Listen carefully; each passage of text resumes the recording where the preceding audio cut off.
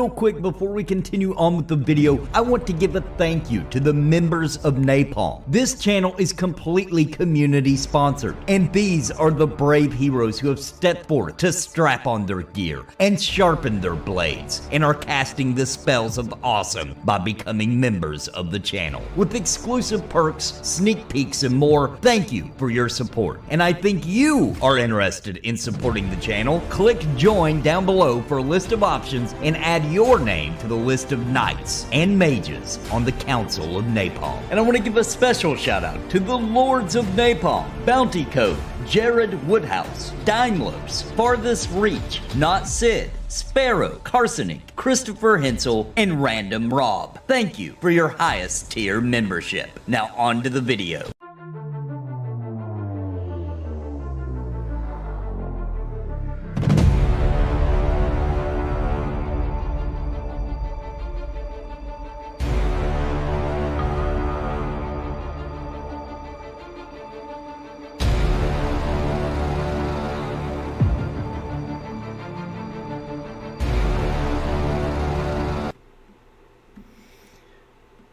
What is up, everybody? Here we are in EverQuest 2. Gonna play a little Norath, this side of Norath on the EverQuest 2 Varsoon TLE. It's the 2022, which we don't get these every year in EverQuest 2, so it's kind of a little bit special. Play this most Saturdays, unless Cringe Pony is behind and I've got a lot of work to do.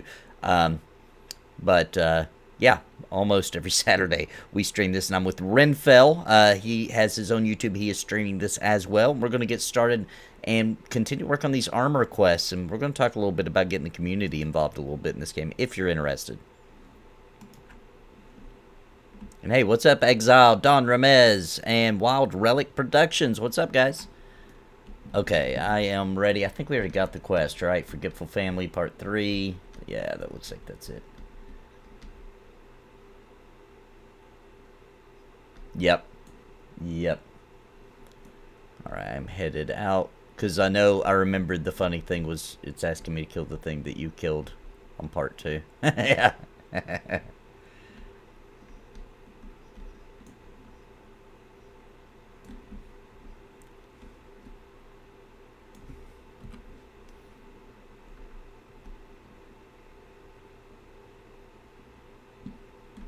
I have lost my bearings here. I actually usually know this city really well. There it is.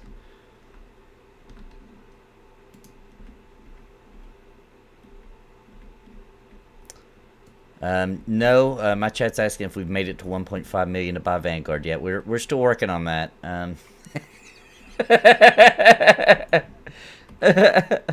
Yeah.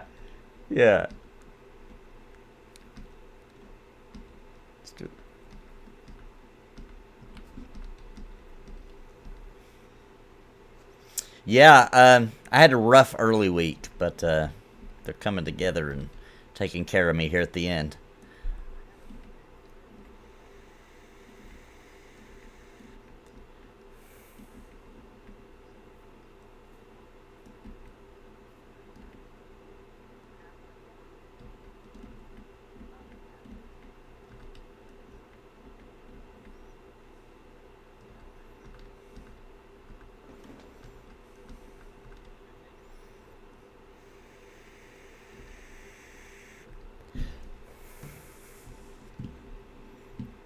Let me fix that for you.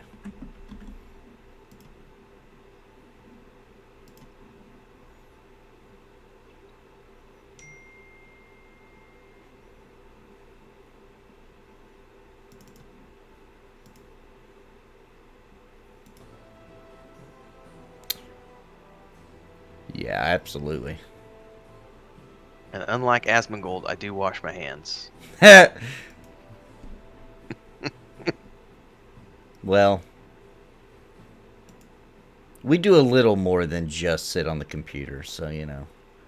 Oh yeah, there's. We So get I think a little sweaty. someone. Yeah, and then someone was asking that the other day. It was like, why don't you stream 12-hour streams every day? And I said, well, because that world map behind me, you know, I spend a good 30 hours a week working on the Weave and the Void. I mean, that's half my schedule is that project, and and you spend half of your time doing Cringe Pony, and Yeah. you know what I mean. It's like Asmongold just does content creation. Yeah, on Twitch, and then he has somebody who takes his Twitch content and edits it and puts it on YouTube. So correct. He doesn't even have to worry about that. Maybe one day we'll get to that point. But for now, we do everything that's done on our channels. We did that. We do it all. We do all the thumbnails. And we don't just do streaming either. We do actual content. The thing. Yeah, because you're doing Cringe Pony, you're making puppets, you're writing scripts, you're doing voiceovers, that's just a fraction of the things you're doing. Because I know you're also doing artwork for us. I'm doing voiceovers for you. Then on my end, I'm doing writing for the tabletop. I'm DMing the also you DM campaigns. I DM campaigns. Then I do writing for the book. I do writing for the tabletop. I do the maps. I do art direction. I work with Chris every single day. I work with my brother 3 or 4 times a week. Like, Nathan and I both do a lot of other stuff than just stream. So it would be great to do 12-hour streams every single day, but I don't think that's realistic for... Yeah, I would love to, though. If I could, I would. Super chat. Excuse me. But I am stepping it up. I'm up to now doing about 6 hours a day of streaming. So I've been doing. I did about 8 hours a day through June, and I'm doing the same in July. But I split mine up. I don't know how you do yours, but I do about 3 or 4 hours in the morning. About 4 hours in the morning, then I do about 4 hours at night. So I do like 7 to 11 in the morning, and then I come back and do like 5 to 9, 5 to 10 at night. So I get about 8 hours in every single day, other than Saturdays, because I only do the mornings on Saturdays, and then I only do evenings on Mondays. Are you out in Tonica? Yeah, I went to the. You flew? Yeah, I'm at the steps station. All right, I'm running to go fly right now. Yeah, I'm double checking all the. My Twitter was blowing up at me. I gotta do some retweets. Cause somebody tagged me in some sort of thing, and I gotta be a responsible adult.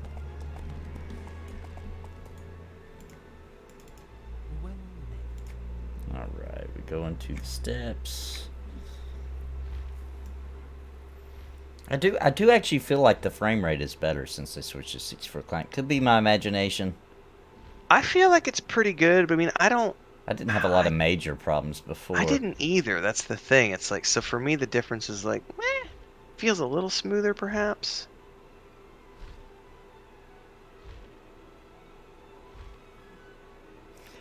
I love this game, but I gotta admit that it does kind of make me upset that this game is live and Vanguard is not. Yes. It really does. It's like, what? Yeah. I honestly wish I could understand the thought process behind why they... I mean, we kind of theorized about it last night, but I don't...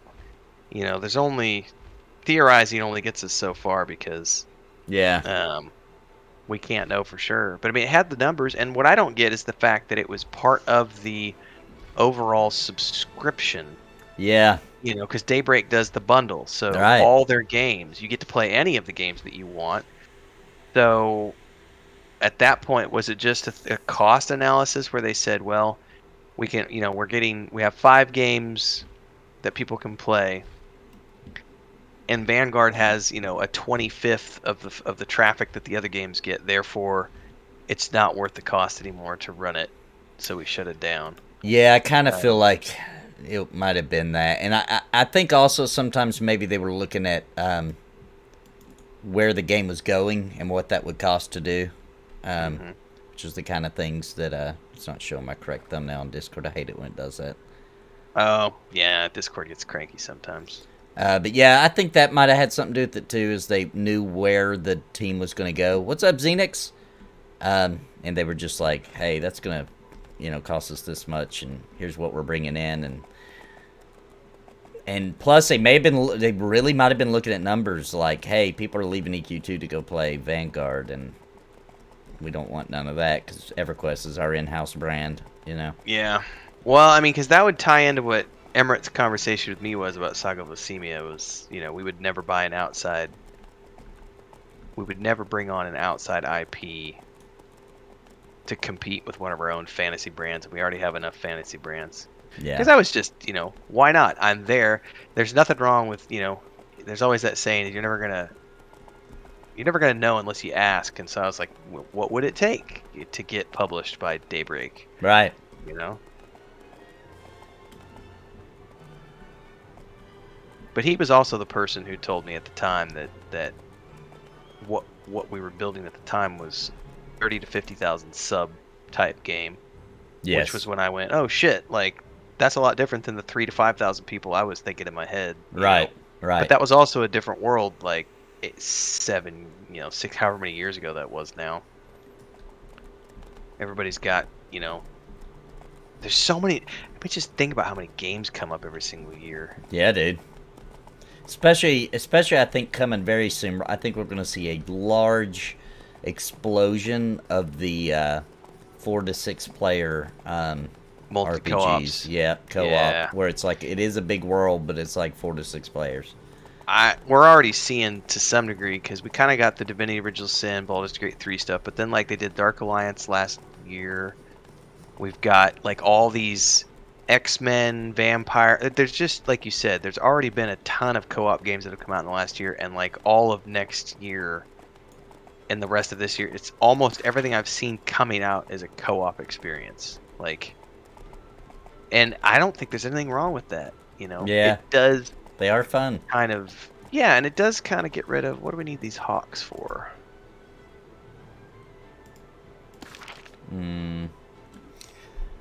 One of us needs after those. Trooper skeletons, centipedes. What else? That lost your favorite gaming dice. That's it's for one of mine. Yep. For your armor quest? Yep. All right, let's do it.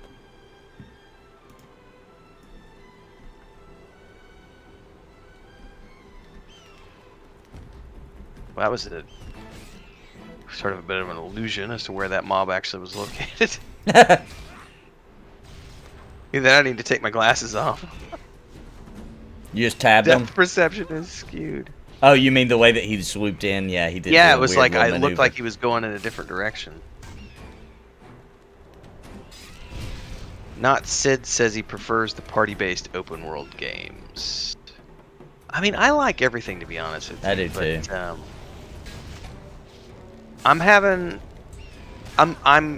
You can call it streamer privilege if you want.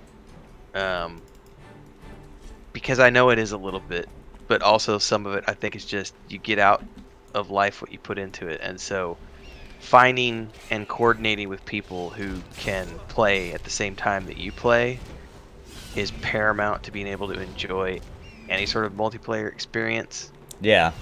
I think the reason that it's quote unquote easier for us Susan, is because folks like Nathan and myself are taking this like we treat it like a job, so we're more dedicated to it than people who have a full-time job might be. So it's maybe quote unquote easier for us to do it because it's like, well, this is how I make money, so I'm gonna be doing it. But whether you're talking a multiplayer co-op or an MMORPG, like it's party-based games are where it's at. Like I think we even had that conversation on one of our streams, how like anytime, at least on my streams, when I try to play a single-player game, I just don't get the viewership that I get when I'm playing a multiplayer game. Oh yeah, me too. Yeah, it's just not as exciting. Yeah. Yeah, people are like, oh, boring. And I think even Dr. Disrespect was doing. He went and played Last of Us, I think, recently. Okay. And he had a disclaimer at the beginning. He had made like a trailer for his playthrough, and he was like, I don't normally play single player games, especially not ones that are gonna be long as fuck and take forever like an Assassin's Creed game. So it was kind of a one-off thing that he played a single player game on his channel.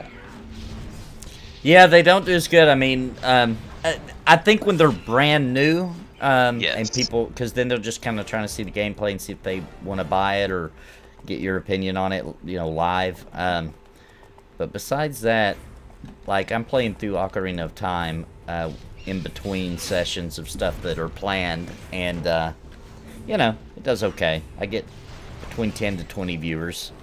But something I have noticed is classic games like that, they get views forever. So it's still worth it.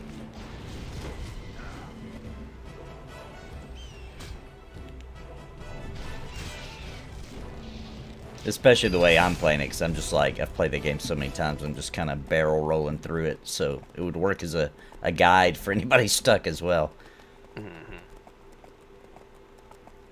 That's how I've always done. Like when I go back, I've gone and done Baldur's Gate 1 and Baldur's Gate 2 and Icewind Dale, and I live stream those. And those games, that was like 3 years ago, and I still get good traffic off of those videos. Yeah.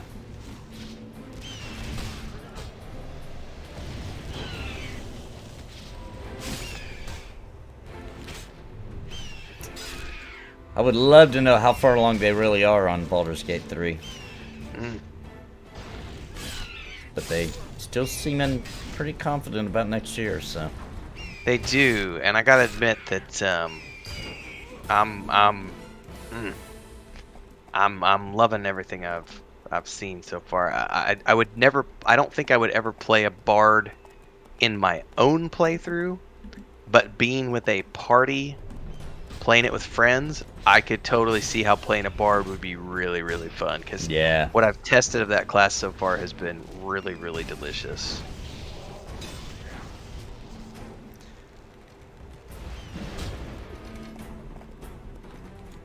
Yeah, I think it's funny that, like, Baldur's Gate 3 was a good example of a game that released early access, Chapter 1, releases new content fairly often, enough to keep you addicted and excited, and still gets a lot of people who just don't get it, you know, like on Steam reviews, etc. They'll be like, I paid $60 for Act 1. Like, no, dude, you paid $60 for the whole game. It's just not out yet. You know? Yeah, it's early access. It's going to take a little bit, you know? Like, you paid to play it early. But you pre-ordered the game. Like, you're getting that technically for free, because if you were going to buy it anyway, you would have spent $60, so. And I did not have to pay $60, I would like to say, ladies and gentlemen. Yeah. If you're a believer in the product and you get in early enough, I think I got it for like $40. I think I did too, but I don't remember. I did. The day it went on sale, I was like, the day they set up pre-orders, like probably 4 years ago or whatever, I was like, yep, I'm in. Yeah. Sold. Yep.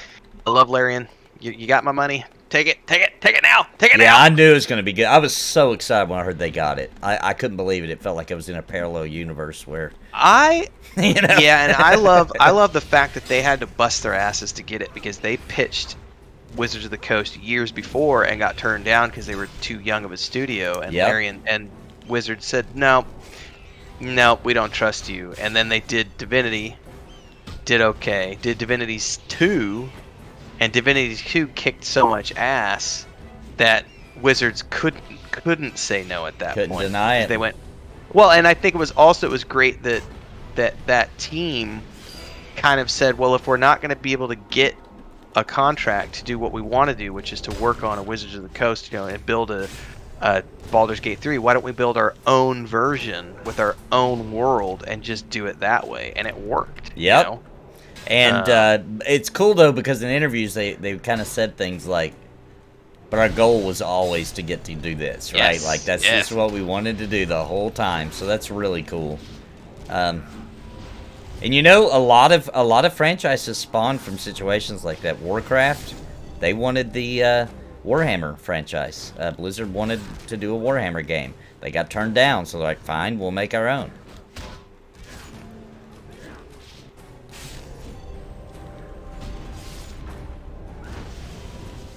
Palming said something in my chat, which I'd like to address for everybody who's listening. He says that he would kill for a static group of fighting players who can play when you can play is not easy. Yeah. I hear you. It isn't easy. Here's what I will say that always worked for me, even in the years before I had quote-unquote streamer privilege. And I will also say that, oh my god, these bears are never ending. I used to have my own construction company, and so I worked 80 to 100 hours a week and came home and played EverQuest at nights. And what worked for me was, in the times when I wasn't the guild leader and needed to find people, you can go to Reddit, you can go to the game forums. There's a lot of places you can go and post, and you make a post and you say something like, hey guys, I play this at these hours. and I'm looking for people who can join me. Let's come down the road. Yeah, we're going to move, yeah. Never ending. Let's just run these off, actually. Yeah, because we don't need them at all. I've almost got all the dice, so I need 3 more. Okay, we can So check back here quick. for the respawn on the birds. But I mean, game forums and Reddit always worked for me for finding people who could play within my play slots.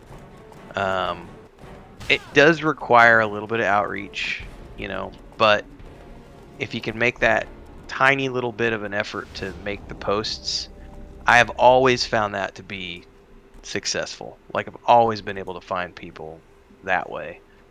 But that assumes a lot of things, because A, they're going to be strangers. You don't know if you're going to mesh well.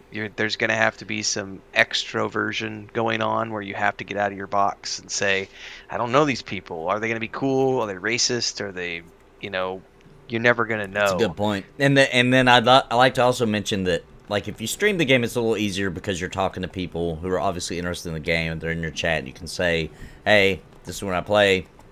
Do you want to join me?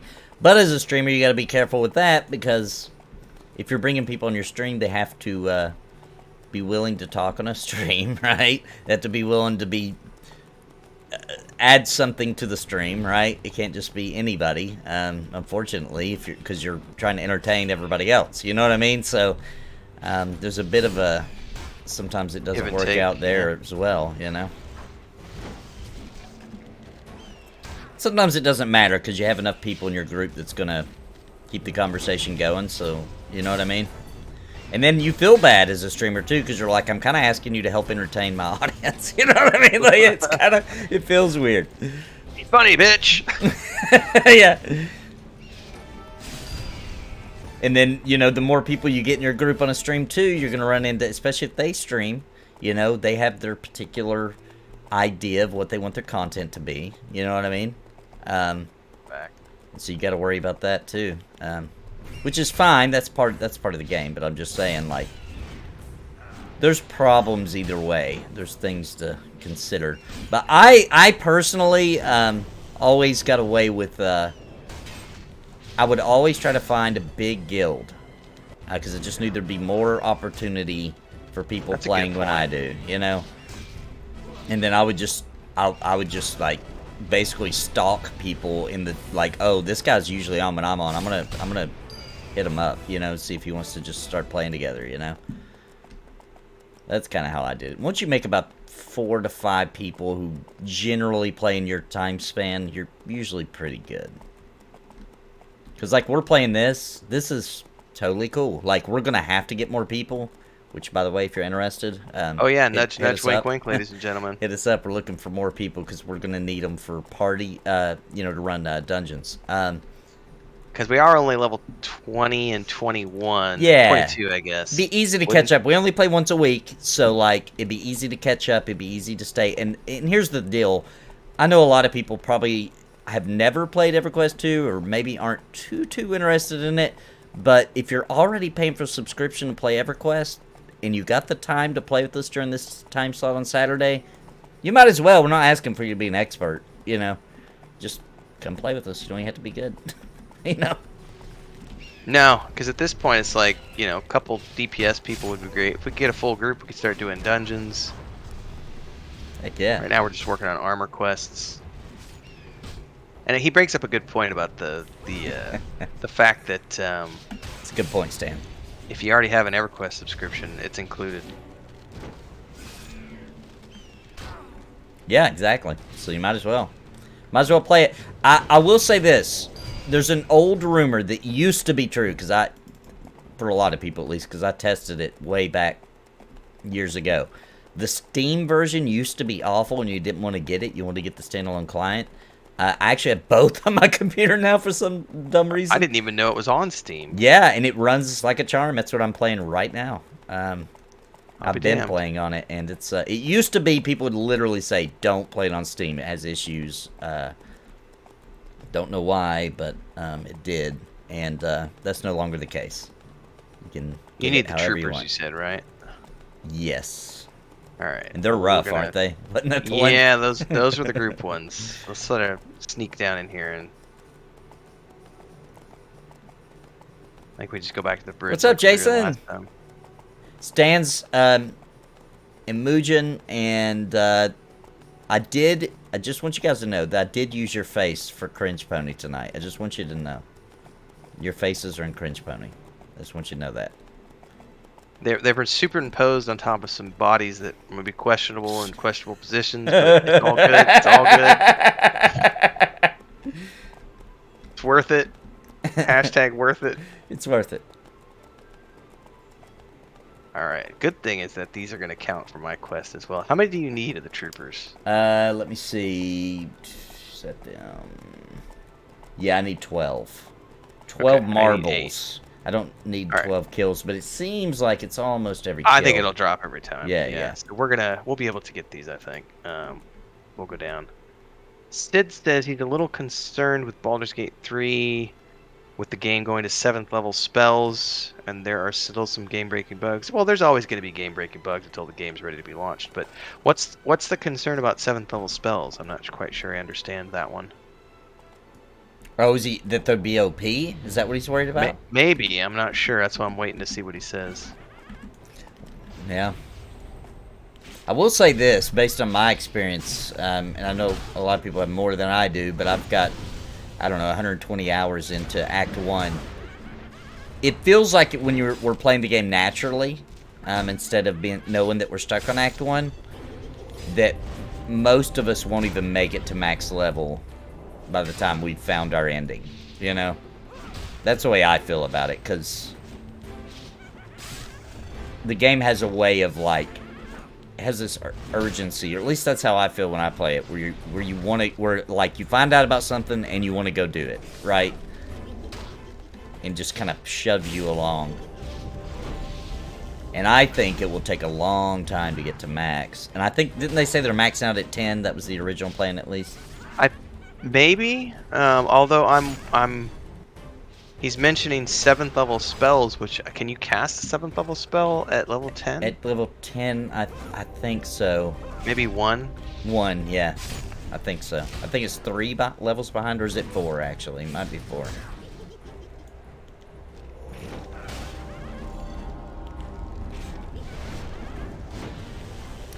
I mean, I'm not gonna lie. I am hoping that Baldur's Gate 3 releases DLC at some point.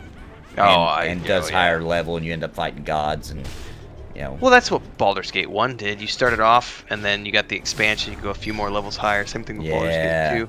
That feels so good. Especially if you keep your multiplayer character, like, alright, guys, let's go. Like, that is just so cool. Throne of Ball was really good for the Baldur's Gate 2. Yes. That expansion was just epic, dude.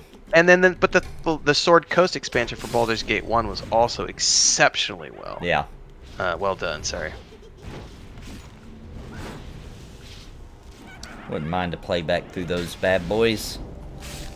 You know what? Those games actually got translated so well to console. Did you ever try any of those games on console? No, I didn't. Oh my gosh, it's funny that you mentioned this, because the Baldur's Gate Dark Alliance for, like, the PS2 or something is being re-released. Oh, right. Yeah, like, I don't... Those are cool, but they're not, you know, they're what was that genre called? They don't really do them anymore. EverQuest had one on the PS2 as well, like a Online Adventures. Yeah, almost like Gauntlet. You know what I mean? But with a little bit better inventory, like you actually do get drops. But like, one thing back then, I was, you know, those came out during the prime of some really good MMOs, and I remember I played them, and I did think they were cool. But I was thinking the whole time, like, I'm wasting my time. I should just be playing an MMO. There's way more. You know what I mean? Like, there's no rare drops. I don't know. They're good, though. But I meant the actual original, where they released them as, like, they called them something like the Collector's Edition or whatever, and it comes with Baldur's Gate 1 and 2, and all their expansions for consoles. Yeah, I didn't know about those. They did a good job with them. Gotta get some mana here. Sid says last he heard they're gonna be level cap is gonna be 14. Lords of EverQuest, that's it. The concern is that they don't even have first and second level spells in the game. They're supposed to release with over 150 new spells. How are they gonna do that when they have all these game breaking bugs? I think No, I'm not trying to be offensive, but I think people might be overreacting to how, because I've seen that commonly across many different games when people get concerned about, oh, there's this bug, that bug, this bug, that bug, they're never going to make it. I'm always more along the lines of, well, just, wait and see. Yeah, and plus, with the way that coding can work sometimes, and I don't know, it is a really big file, but I'm pretty sure data miners would have ripped it apart. So if all the files were there and they just weren't allowing us in Act 2, then data miners would have ripped it apart already. So Yes. the way I'm looking at it is the way they're probably having to code it is there's a client specifically that we're getting access to, and they're actually working on a different client.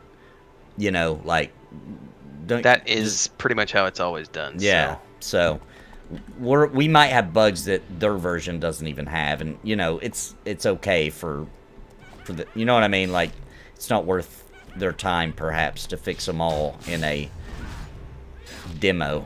Well, because I can also say, speaking from my personal experience, I'm not invested in the negatives. So for me, every time I play it, I have a hell of a lot of fun, but I'm also not playing it like I watched what is his Wolfheart FPS, I think is his name. Yes, I love that guy. He plays that game every freaking day and has put in probably thousands of hours at this point. And I would be so bored if I did that with a single player game. Like, I love D&D, but it's Act 1 of a single player. Yeah, I'm already afraid. Like, playing it multiplayer would be different when we do that, but like, I'm afraid I'm already burning myself out. Like, I don't feel like I am, but I don't want to. I hate it when a game actually finally launches and you hate that whole section of the game because you've done it so many times before the game even launched. I don't like that feeling. So, by the way, Stan said that first 7th level spells for a full caster is level 13. When you don't combine classes, because that would make it even further. So we might not even see 7th level spells, and not until an expansion. Not Sid says, he says, my bad. Level 14 would be, 6th level spells would be the cap. 6, on those. yeah. Okay. And plus, here's the other thing. That company, Larion, maybe it launches and it has some pretty awful bugs. Wouldn't shock me with how crazy that game is. But they'll fix them all. You know what I mean? Like, it's a company they absolutely... Like, look at freaking Divinity Original Sin 2. If there's a bug in that game... Let's go up above and beyond. Let's today, go. Sorry, then I don't know about it, Yeah, I don't think anybody had complaints about Divinity Original Sin. At least if they did, I'm not aware of them, because all I've ever heard is positive. Yeah. Yep. The only thing I'm worried about, but with the system they have built for this game, the engine, and the way that the artificial intelligence works and stuff, I don't think this will be a concern. But I do have to admit that in Divinity Original Sin 2, that very first area is epic, And then, it's good after that, but there's a drop-off in content after that. You know what I mean? Like, that first area, it's just so much stuff going on. And it continues on, but not at that rate. You know what I mean? Yes, they would probably do the same thing here, because in the opening act... You're setting it all up. Yeah, you're setting it all up and getting everybody to, like, level... I mean, hell, I've played through to level 5, and I'm willing to bet that you're going to be 6 to 7, maybe even 8 before you even get to Baldur's Gate. Yeah, probably. Based on the storyline. And all the options they're providing people. But then again, the original Baldur's Gate games did a really good job of continually... And I said the Baldur's Gate games, not the Icewind Dale games. Because the Icewind Dale games, it was very linear. Yeah. But the, especially like Baldur's Gate 2, even 1 was more than 2. 1, they had that big map, and you could choose to go all over the map and explore all of these different little corners and pockets, which had nothing to do with the main quest line. You'd go into somewhere, and it was like, oh, you uncovered 10 new quests that are going to take you into these little pockets of zones and stuff that have nothing to do with the main quest line, and that was one of the really cool parts about that. I'm going to pull back. So I mean, if they do it well, but who knows? But you're not wrong. Like, And Divinity Original Sin had that problem. Point two, you're like, okay, we gave them 45, 50 hours of gameplay here at the beginning. Yeah. Now we need to kind of refine it down and give them that linear storytelling. Yeah. I mean, I'll be okay with it if they do that, because it's freaking amazing, but... already. I've never felt as much like I'm playing D&D. Yeah. As I have, playing, Baldur's Gate 3. It's a Solasta.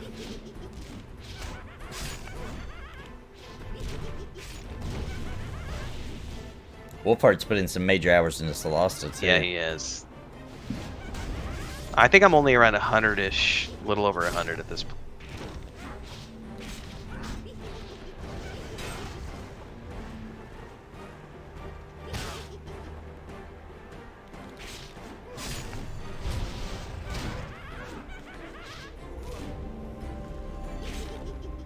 Okay, I've got 4 out of 12 at this point.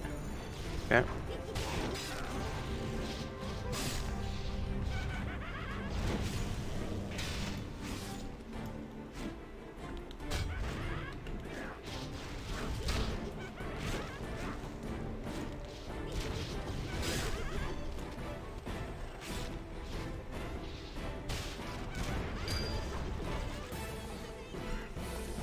Actually, we can eliminate you. We're doing it right now. Neener.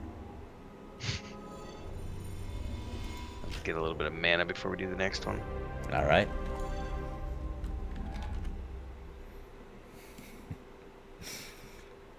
Just from habit, I sit, even when I'm on a horse.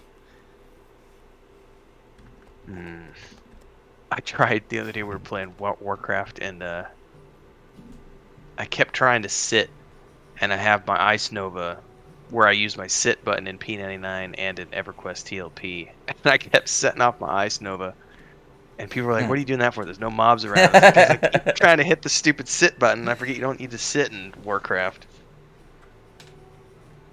I'm not gonna lie, I'm having a ton of fun in that game. Like, I've been putting in 40 hours a week, probably just in Warcraft. Yeah, Warcraft Classic is good, man.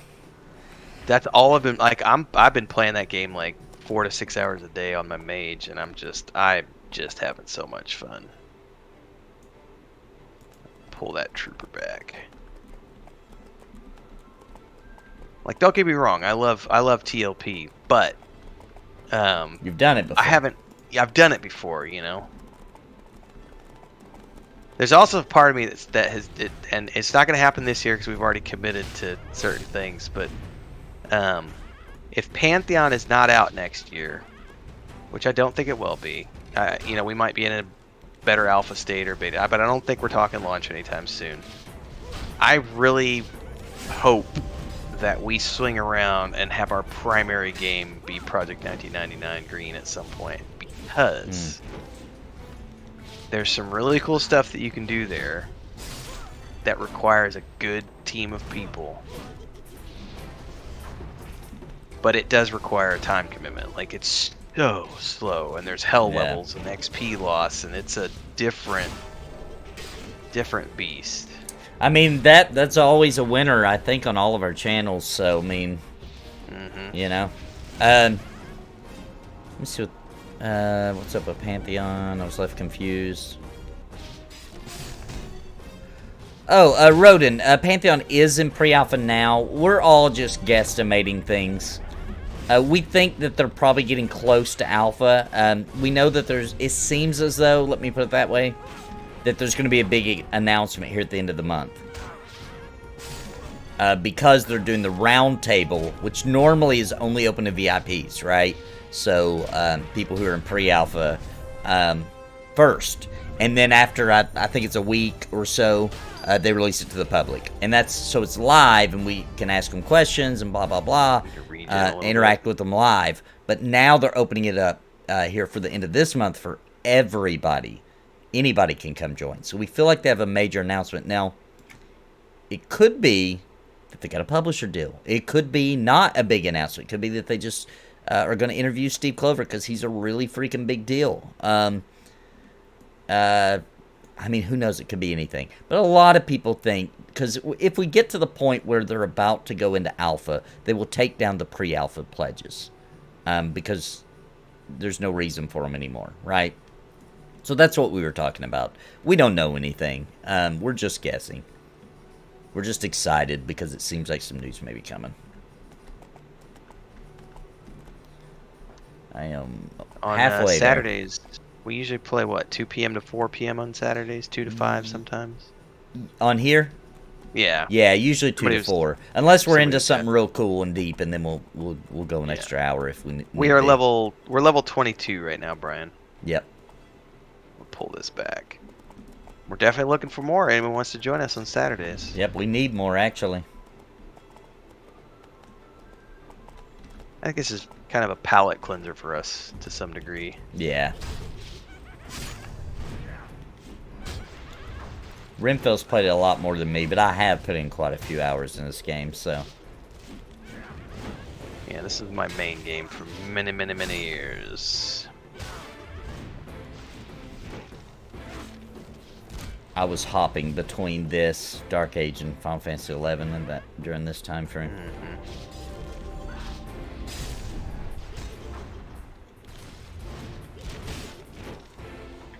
The big thing will be, you know, that's the thing for, like you, Brian. This is only a once a week thing. The Warcraft thing is about to become an all-consuming. Yeah. Because we're just kind of ramping up right now because Wrath is still not confirmed. But the moment that Wrath gets confirmed, the entire game, like I think Nathan's community, my community, like we're all going whole hog. Yeah. And that's gonna be the game that everybody's playing 3-4 nights a week. Yeah, because for a lot of us, that will be almost like a new MMO came out. Brand new game, you know? yeah. So we're gonna go crazy on it for a while. Which, by the way, doesn't mean we're gonna quit what we already do planned, right? We'll still do our P99, this EverQuest 2. We're setting up a group where we'll do a static for Vanguard. We're still gonna be doing those, but we're talking about all the in between, right?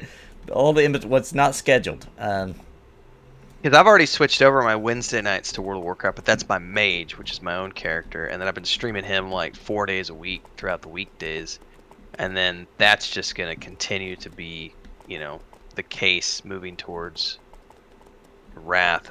Yeah, But then once Wrath comes, go ahead. No, go ahead. Once Wrath comes, you're probably about to say. I was gonna say once Wrath drops, then it becomes, oh, I got to switch over to my Death Knight and get him leveled up to be one of the raid tanks, and then Nathan's gonna be tanking on his Paladin. We've got, you know, that becomes a whole nother thing because we want to do raiding there, which is something we're not doing in our other projects. I think we got to go back to the other side, Nathan, to find more troopers. All right.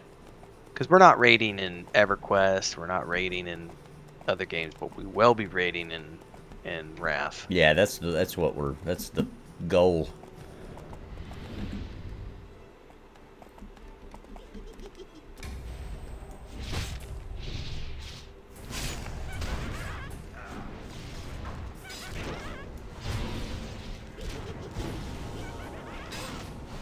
It's PvP. I won't do Ashes because it's PvP.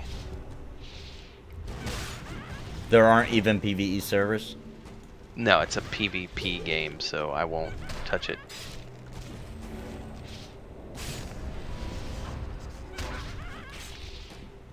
Yeah, I think that's probably gonna hurt them in the long run. I mean, that's one of the reasons I initially wasn't interested in New World, because it was forced PvP, and then when they made it optional PvP, I went, oh, I might actually try this game out, and I actually really liked New World for a few weeks until I got to the point where I was like, I don't like the grind this game has. Yeah. But I liked the fact that PvP was optional, but it's not optional in Ashes of Creation, therefore it's not on my radar as a playable game. I'm gonna give it a shot, but I don't. You know, I'm excited for it. I think it's gonna have some really cool stuff in it.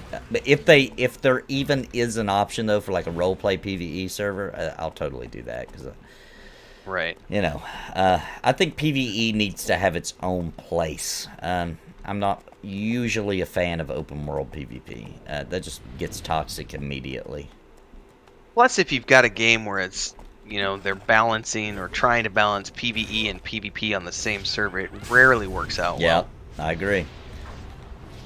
I would love to say that Dark Age Camelot did it, but honestly, they didn't. It wasn't balanced either.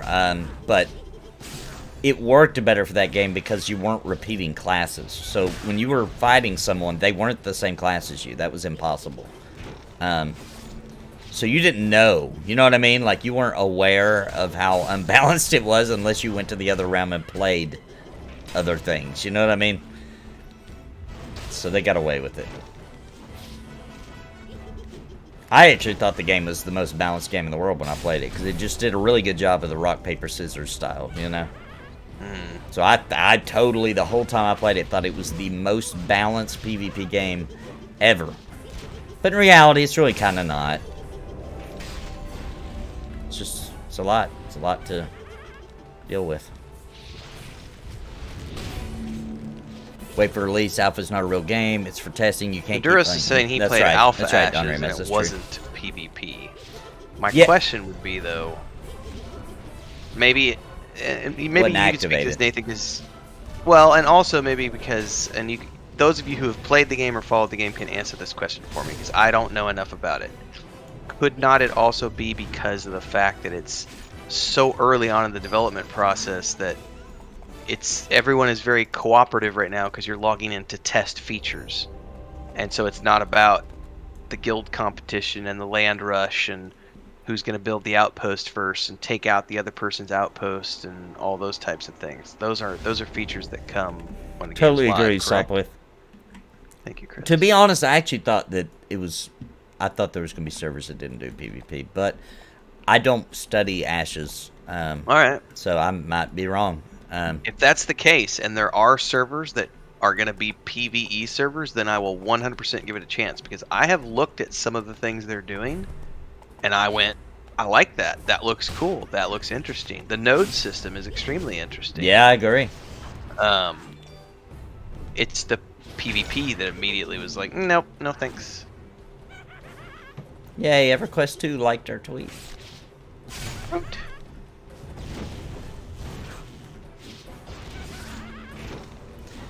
Yeah, if it is straight, you know, like, unavoidable, I think a lot of people are going to be mad. And it may be, and I just totally just missed that.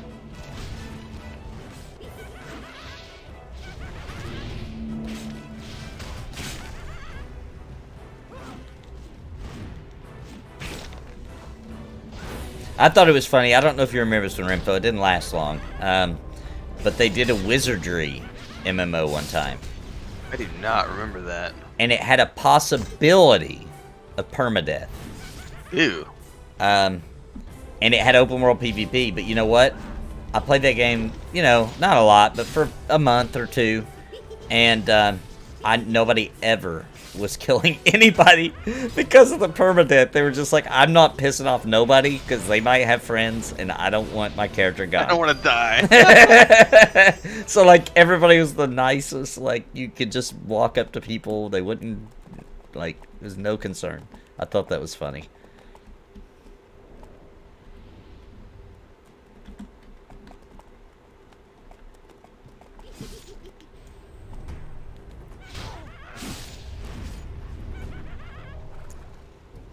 Just our tweet that we're playing EverQuest 2.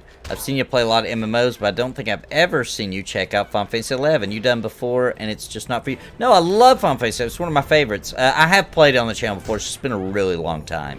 But that one is going to go in a rotation, like once a week, fairly soon. Still working out the details on that one. My plan right now is do my rotations. I already got set up. I'm going to be adding a few more, because I want this to be an all-around MMORPG channel. Now, obviously, I'm sticking with pretty old school ones because that's what I like. But when new ones come out, I will play them and stream them. Give them a shot. And squeezing in Vanguard, Saga of Heroes, every little chance I get in between, because I do love that game. And I'm really enjoying the server for it. And we'll have a static for that setting up. We're actually in the process of getting that group together now.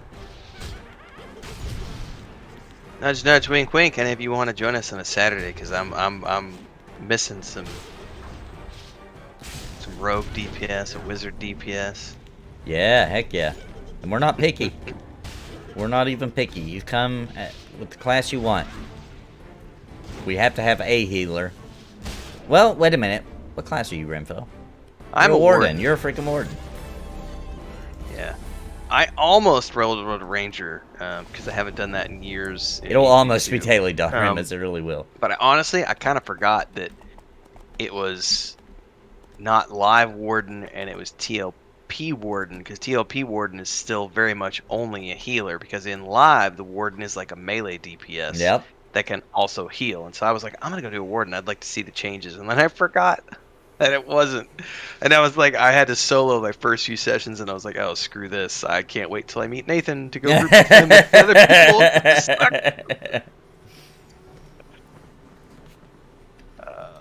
How many more you need? They're not being able to actually progress. Two, no, because I think it's fun to not progress really fast. Check the other side here. Now, when Wrath comes out, we'll be hitting that really hard, so we'll progress pretty fast. It's included in the EverQuest sub calming. So whatever the EverQuest sub is. 15, I think. I think it. Yeah, if you pay monthly, it's 15. It's US. If you do, yeah, I do 3-month blocks, so I'm not sure what it. I think it drops it down to like 13 or something. That sounds right. Yeah. I'll tell you what, Lotro is like the cheapest, because I can use, when I do my 3-month blocks, it's like $10 a month. We're 22 for VIP on Lotro, or 21. Which 22 I and 21. wish that Lotro was included in the Daybreak, because it's it's published by them, but that's obviously Standing Stone's game. Yes. They kind of keep that a little bit of a secret, it seems like, don't they? They don't talk about it. Yeah, they don't talk about it too much. Which makes me count, at the end of the day, day, that EverQuest thing you were talking about earlier. Well, it also might just be, it might be whatever deal they've got. Maybe Daybreak doesn't make that much money off of it, therefore they don't push it, Maybe, yeah. Vanguard, hey, Renfail. Yeah. I don't want to mix it up, and my memory is all good. Complete hot garbage. Let me make sure I'm saying this right, because Stans is interested maybe in Vanguard playing with us. I know we need people for. It's Tuesday and Wednesday. Well, I think we have a full group right now. I think. Oh, do we? This morning, because Maduros is joining us on Tuesday mornings. Okay, so Stans, if you're interested, you can join me with my character that I'm playing now, which I'm just going to continue because we're starting brand new tunes. I'm probably not going to play Paladin on that one. I don't know what I'm going to be. I'm going to have to look at the tanks and decide, but you can play my Paladin, and I just play it whenever, so you can just, your schedule's probably harder to meet than mine, so if you want to play with my Paladin, that's totally cool, because that's just going to be a relaxed, people want to play, cool, we'll make a party. What was the question? I thought he was wanting to join our, I didn't realize we already had full, I thought we were still recruiting for that. No, I think Maduros confirmed last night. I don't know if you had a chance to sort through the group chat. So he picked up the 6th slot this morning, or last night. But I will say that I think what we should do for Pantheon, Vanguard, which you're already doing. You can play in the evening stands if you want to. If Nathan's going to be playing at X amount of hours and other people want to play the game, it doesn't cost anything. The client is freely available at vgoemulator.net. You literally can go, there's a button right on their website. You download the client directly from them. It's a, depending on your internet connection, once it's done, it's a 10-minute install, and then you're in. And I would just say, we probably just ought to get a guild spun up on Tuesday, honestly, Nathan, and then people who want to play can just join and make groups and find people. My guild's already going, and well, then invite. I just need to go organize the. I love the guild tab, by the way, in that game. I just need to hop on and organize it a little bit. Chop chop. Yep, which I will do this weekend. So. How many more of these do we need, or are we done with these? Oh yeah, I'm done. Sorry. I think we need Writhers now, right? At least that's what I need. Yeah, you need. Yeah, I do too. Perfect. All right. What else do you need? Anything else? Just that. 8 awesome. Writhers. Cool. It shows them. Oh man. Okay, we're gonna have to be strategic about crossing over here. Okay. wonder if we can get up on that ledge. Because it's literally mixed in with all the group content here. We're not going to be able to get up. Alright, so we just need to... Wait, there's some right there. Well, that's what I'm saying. they're mixed all in, right yeah. there, so we'll have to be strategic about this. Okay. I'll pull back. I think we can... Well, she pulled the skeleton, that helps.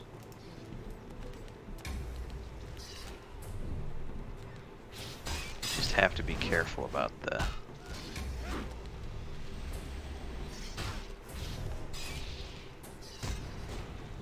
Yeah, I just won't do any AoEs here.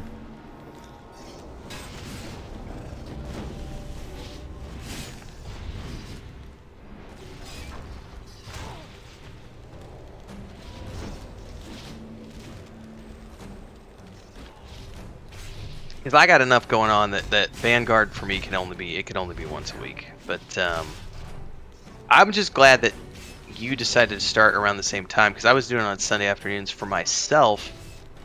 Because I didn't think anybody else had time or interest to do it right now, and then you started streaming, and I was like, oh shit, oh, I might be able to play with some other people. Yeah, it's because you started playing it, and then Drac and a bunch of people that I'm around in different streams started talking about it, and saying that it's come a long way, and I was like, all right, well, I haven't played since 2019, so it was time. Technically, I think the Saga of Lucimia guild still exists there, Vidaros. Yeah, it probably does, yeah. He said a Saga of Lucimia guild, he was giving out 10 slot bags on the newbie aisle yesterday. Nice! I think the guild is still there. This person's definitely killing. Yeah, I did. Well, so at Don Remez, that's right. I did. I was doing dungeons, a lot of them. We did a bunch, and there's even more available now. I don't know how far it goes. We're going to find out.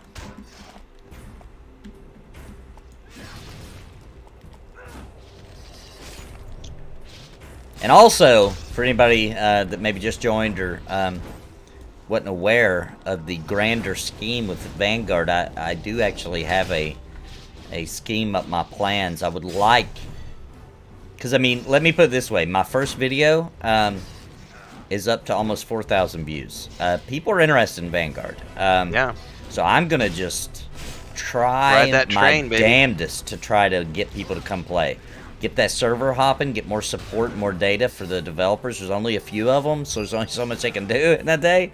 But the end goal is I want to approach Daybreak, which I have a tiny bit of communication with them, and be like, hey, there's interest in this game.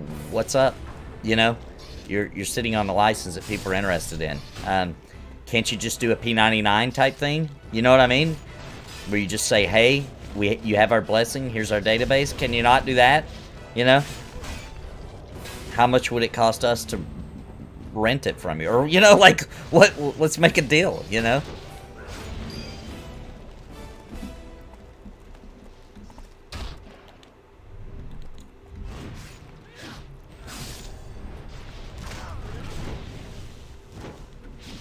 But we got to show that it has interest, or they won't give a crap. They won't even talk about it, you know? Right. He said there's 50 people logged on today. That's a lot more than there was last week. That's Last what I'm week when I first started streaming last week, there was 4. When I started streaming it, and some people in my chat are saying it's 2020. No, it couldn't have been 2020. 2020 was a really screwed up year. I remember that entire year. It had to be 2019. Might have been at the end of it, though. Oh, you might be right, actually. Maybe it was 2020. Well, anyway, 2 years ago, roughly, we got it up to where it was sustaining. Maybe not sustaining, but at points it was over 100, I remember. Nice. And I only streamed it maybe a couple of months, maybe. We went pretty hard on it. And then we actually ran out of stuff to do. And Yeah, that was because we did it back in, I want to say 2016 or 17, somewhere in there. Maybe it might have been 17, 18, but somewhere in that ballpark. And we rolled in with the Saga Lucimia community, and played for about 2 months, and then it was like, oh, there's nothing else to do, so I guess we're going and doing something else now. Yeah. And didn't, if I remember correctly, I might be getting confused, but didn't the developers put up an Aerodune statue in the game as well? Because I thought I remembered going and checking that out. Maybe, but I didn't. I haven't seen it, so I have no idea. No frame of reference for that one. If Xenix is still in my chat, he'll comment on it.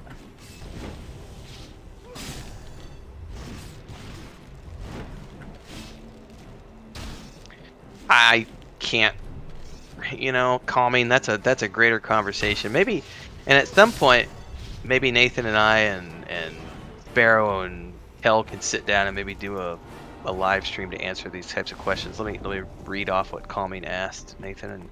Okay. Should I stream on Twitch or YouTube?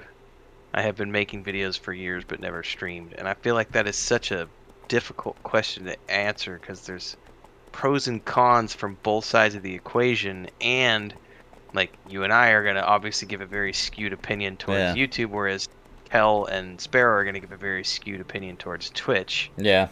Well, they've been making, so Calming's been making videos for years, and I assume that's on YouTube, right? It's a good question. Where do your videos go, Calming? Because if you're already years into something and you already have a community built up, then you should probably be sticking where existing community is.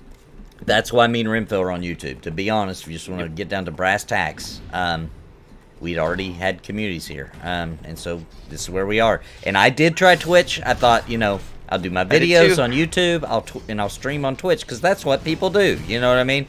And you know what? A ton of my community was like, hey, I don't do Twitch. I don't do that. And I was like, well, crap, I'm splitting up my community. And I didn't want to start over. I already had a community. So I was like, all right, well, I'll just stream on YouTube if that makes it easier for everybody. Yeah, and it's also, I have 75 followers on Twitch, and I have 3,600 here. It's like, And I would trust, and I'm not saying they're like the best company ever. To be honest, I don't even know. But I would rather bank my future on Google than Amazon. Me personally. That's how I feel. Maduro says there is an Aerodune NPC. I thought so, yeah. Yeah, he did. He just now, Xenix said it. Xenix, the developer, said too. Yep, we did. I thought I remembered doing that. It's like overlooking a hill or something like that. We went and did it. And that was somewhere around that time frame. All right. Do you have all yours updates? Yes, I'm good. All right, let's boogie out of here. Let's run those off.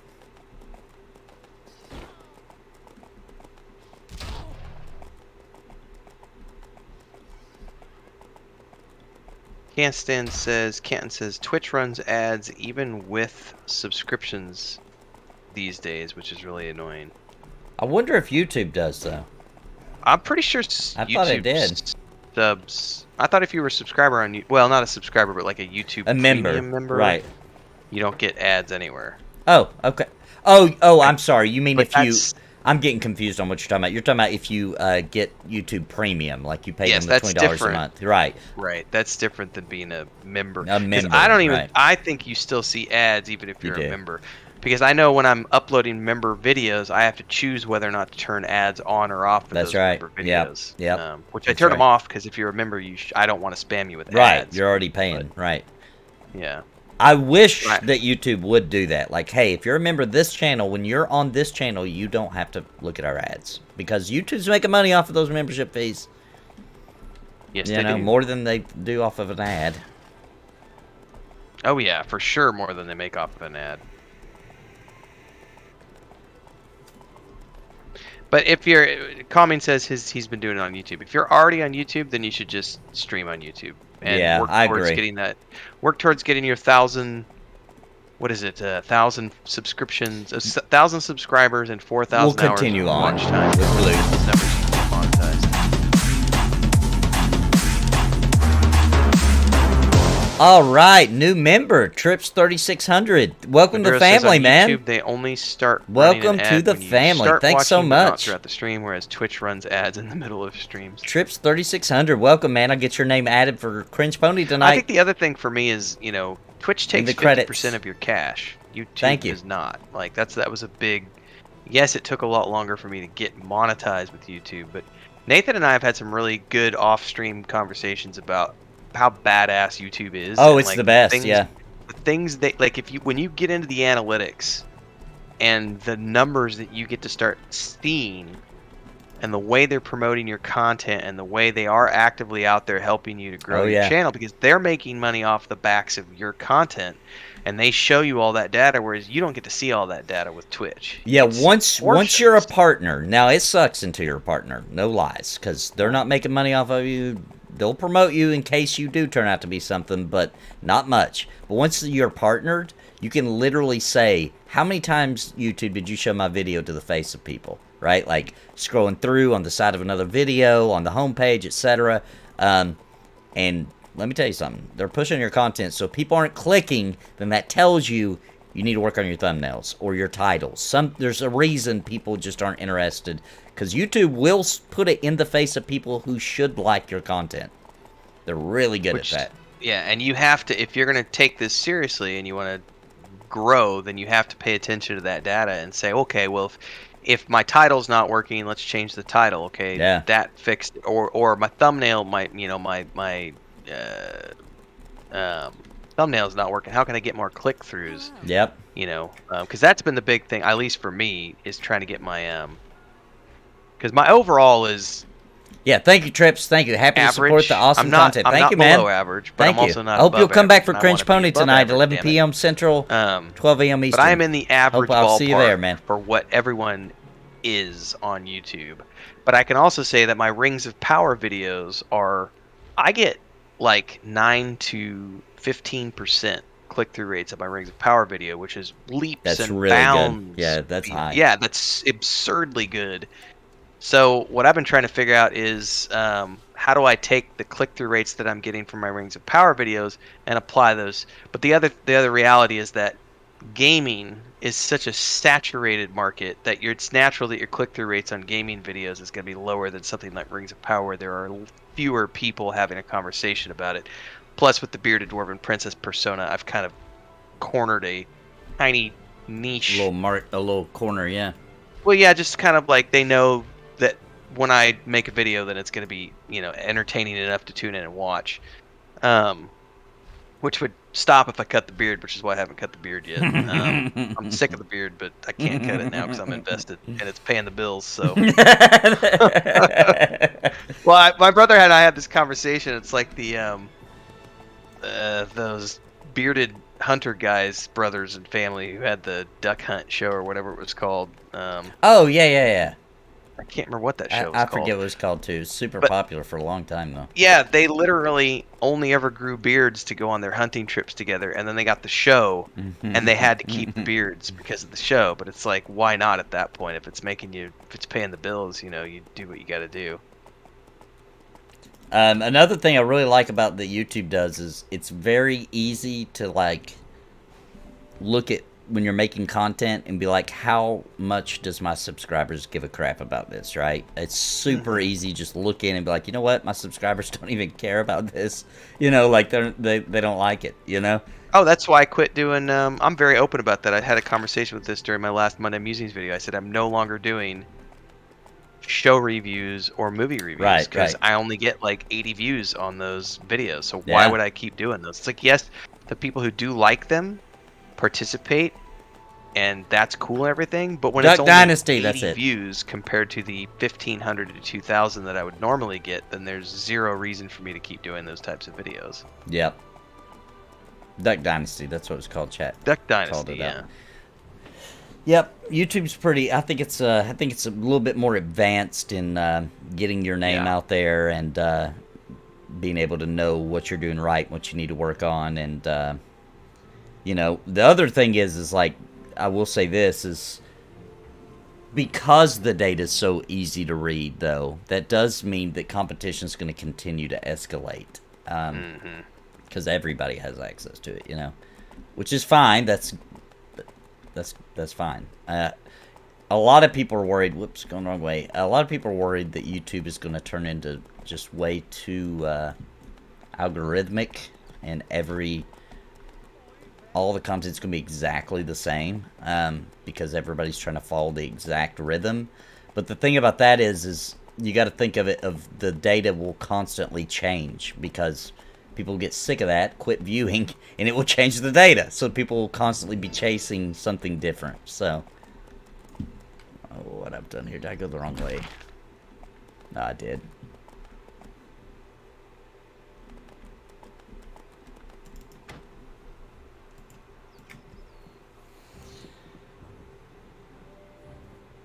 But I am excited about a upcoming Wrath Classic. That's going to be a lot of fun. And I'm excited about the Vanguard stuff, too. Mm-hmm.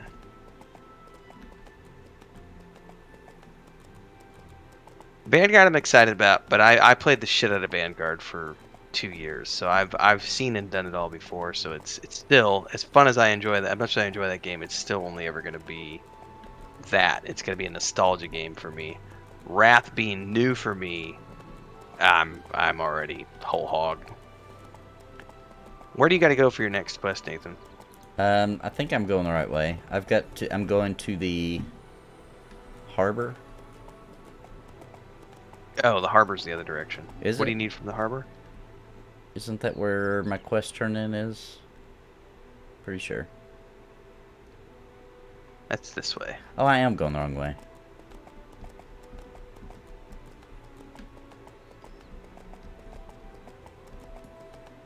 Plus, it doesn't hurt that my brother has always wanted to do Warcraft, and since he's on board with it, it's like Joey was the one who pushed for this to happen. In any case, he was the one who was like, "Dude, we should do World of Warcraft and then it was like, well, let's see if we get other people," and that started with the static group, and then that grew into, oh, other people want to join, and now we have 90 people in the guild, and it's like, oh yeah, we're doing Wrath, and we're gonna raid, and we're gonna.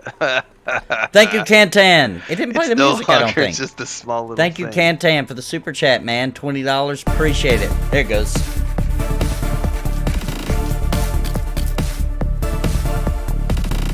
Thank you, man. Gotta spread the love. Appreciate it, dude. Thank you so much.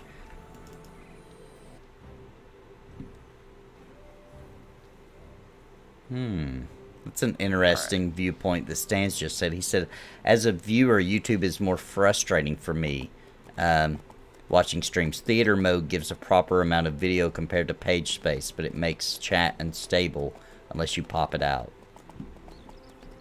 Those are fair concerns. I mean, you gotta, because when I watch a stream on YouTube, I'm leaving it small window so I can see the chat and talk.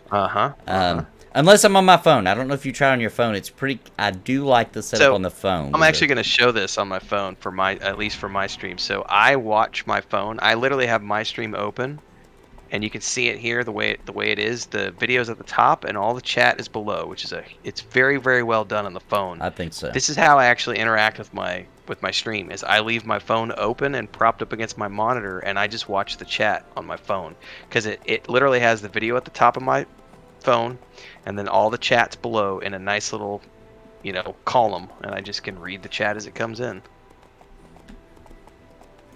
I'm gonna do a quick bio while you're turning in, Nathan. I'll be right back. All right.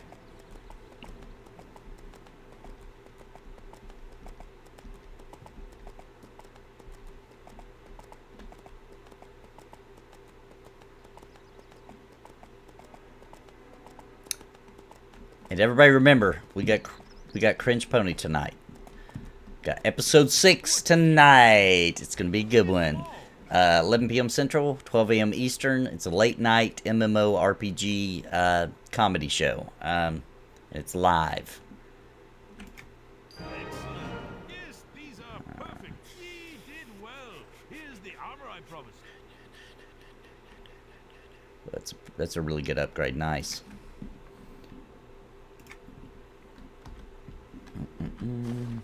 Where you at? Go.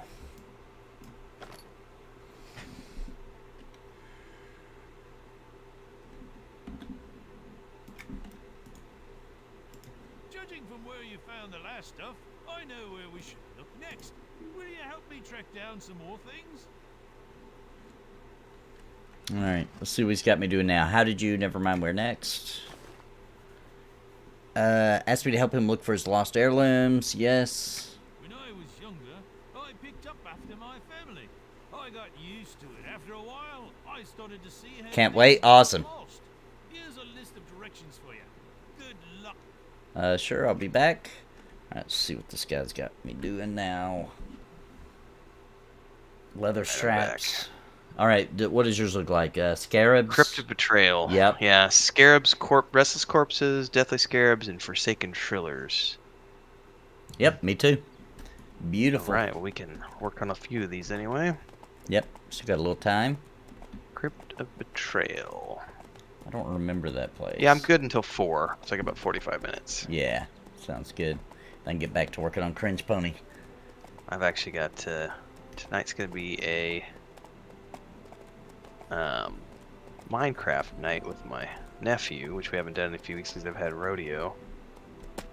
I think we have to go. Oh man, how do we get to the Crypt of Betrayal? I think it's down in the catacombs. But the question is, how do we get to the catacombs? Might go to the peat bog. Let's take a look at the peat bog. I remember one of these zones has an entrance to the catacombs, and then we have to go to the crypt from there. Where's the entrance to the peat bog? Out in the main thing? No, on the docks there, and I don't see an entrance here, so I'll come right back. There's a bell at the end of the docks, and you do the one that's to travel within. Oh, use the bell. Okay. Yeah, it's not the peat bog, so give me a second here. I'm gonna go to the Okay. caves now. Don't remember how to get to the Crypt of Betrayal. That room's made I me could have seem sworn like it a was huge... down in the.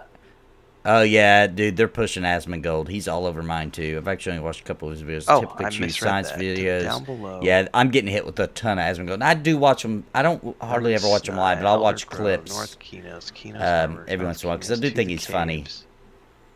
But yeah, they've been pushing him. He's always the top of I'm my gonna have to look list. this up.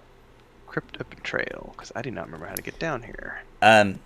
I don't know if you're getting hit like this too, Renfail, but somebody said it in chat, and I know I am. The Asmongold is really just ripping up my feed, dude. And I'm not like, I don't watch them all the time, but YouTube is pushing them because I think they want him to like.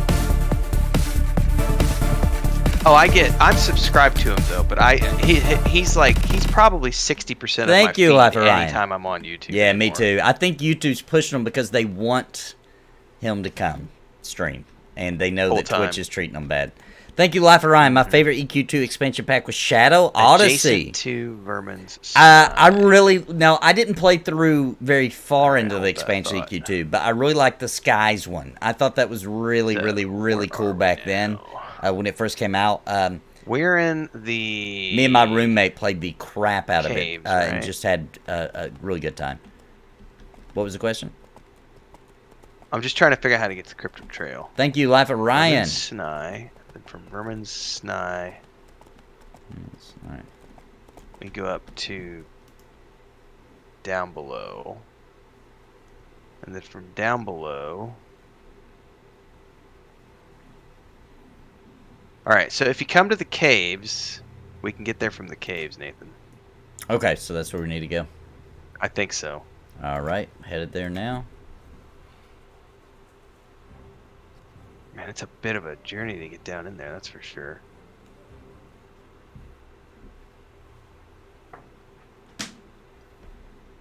Okay. So the entrance, is it... How do we get there?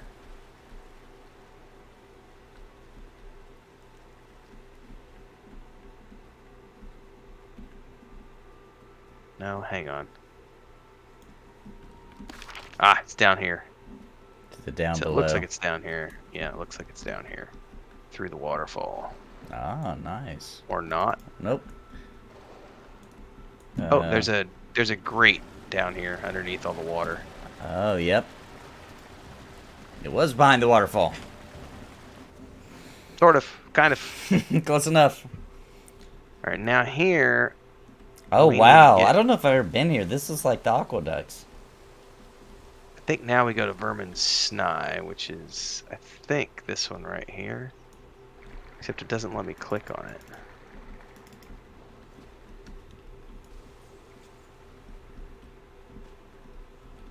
Oh, it's this, dude, it's this grate right here on the floor. Oh, okay.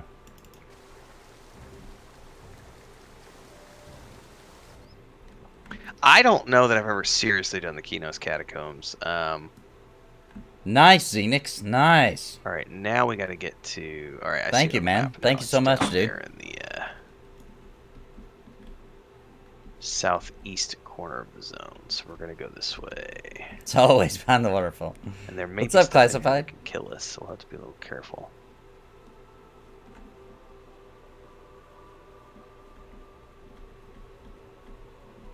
This is a cool little area. Yeah, and if I remember correctly, you can go all the way to level 30 down in these different variations. Yeah, I'm gonna go here. I'm gonna go left. Oh, that's gonna attack one of us.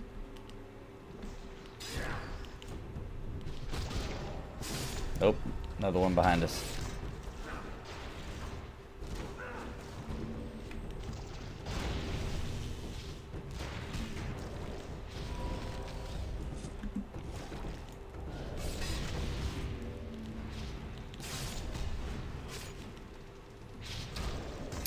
Let me fix that. It's sunk down.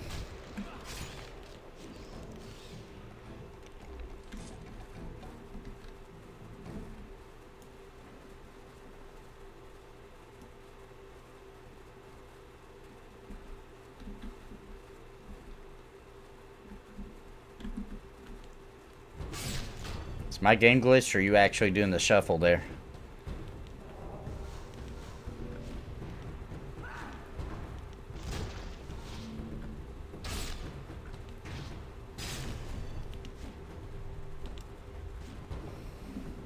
I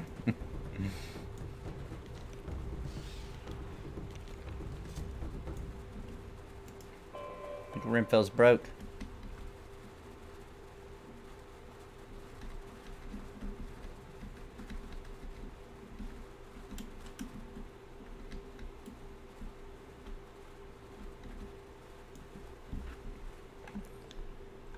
Oh, there, he reset. Are you there, Renfail? Ah, he went link dead.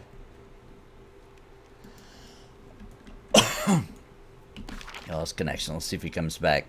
So what are you guys up to? Camping 20-minute in EverQuest, so filling in my time watching you. Sounds good. Sounds good.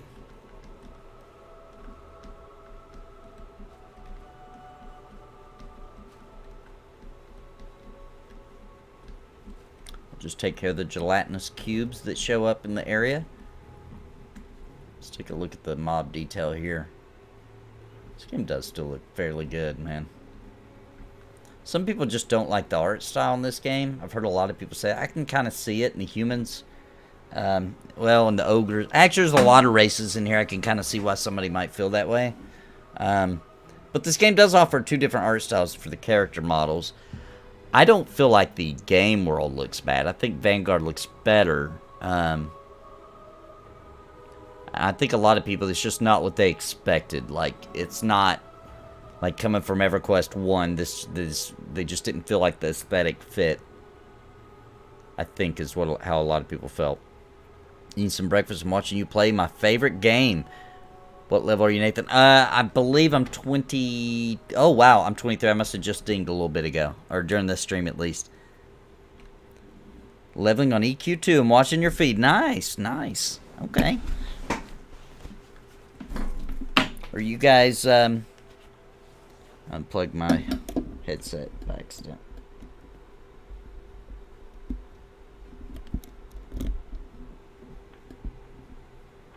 Learning crafting and diplomacy in Vanguard. Cool. We'll be back to streaming Vanguard Sundays because Saturdays are like action-packed. I wake up early. I work on Cringe Pony TV. I stream this. Go back to work on Cringe Pony. Do Cringe Pony until pretty late in the night. And then Sundays I usually spend with the family. Except for Sunday night we stream D&D. But that's on the Weave and Void Twitch channel where we do that. Dungeons and Dragons homebrew campaign where I did the artwork for that book. So tomorrow I won't be streaming Vanguard, but Monday I will. I'll be back to it. But I do plan on logging on fixing the guild up. There's a couple of maintenance items I feel like I need to do, and people that got invited to the guild, up them so they can invite others, to make it easier for people to get in. Alright, I'm back now. Alright, cool. It's just my power went out again. So that Oh, was, did it? Yeah, it went out this morning. It's literally like it was like went out for 2 seconds, but it's enough So to you cut got that everything collector's off. edition, nice. The brown Alright, box. log it back in. Sorry to interrupt. We were talking about that the other day. Yeah, no problem, man. Feel like EverQuest 2 abandoned druids, someone says.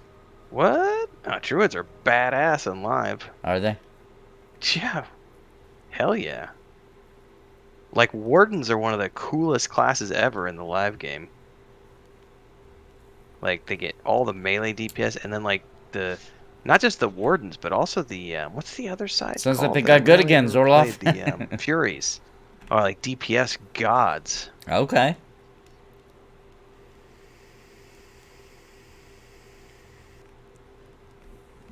Yeah, we just did, on the Antonio Bale server, on the live server, we just did a big run-through on, like, November, December, January with our community, and yeah, druids are wicked cool. Like, literally, we were walking into dungeons, and, like, the druid can pull, like, 20 mobs and just mow them all down. They're, like, DPS kings now. Interesting. On top of being able to heal.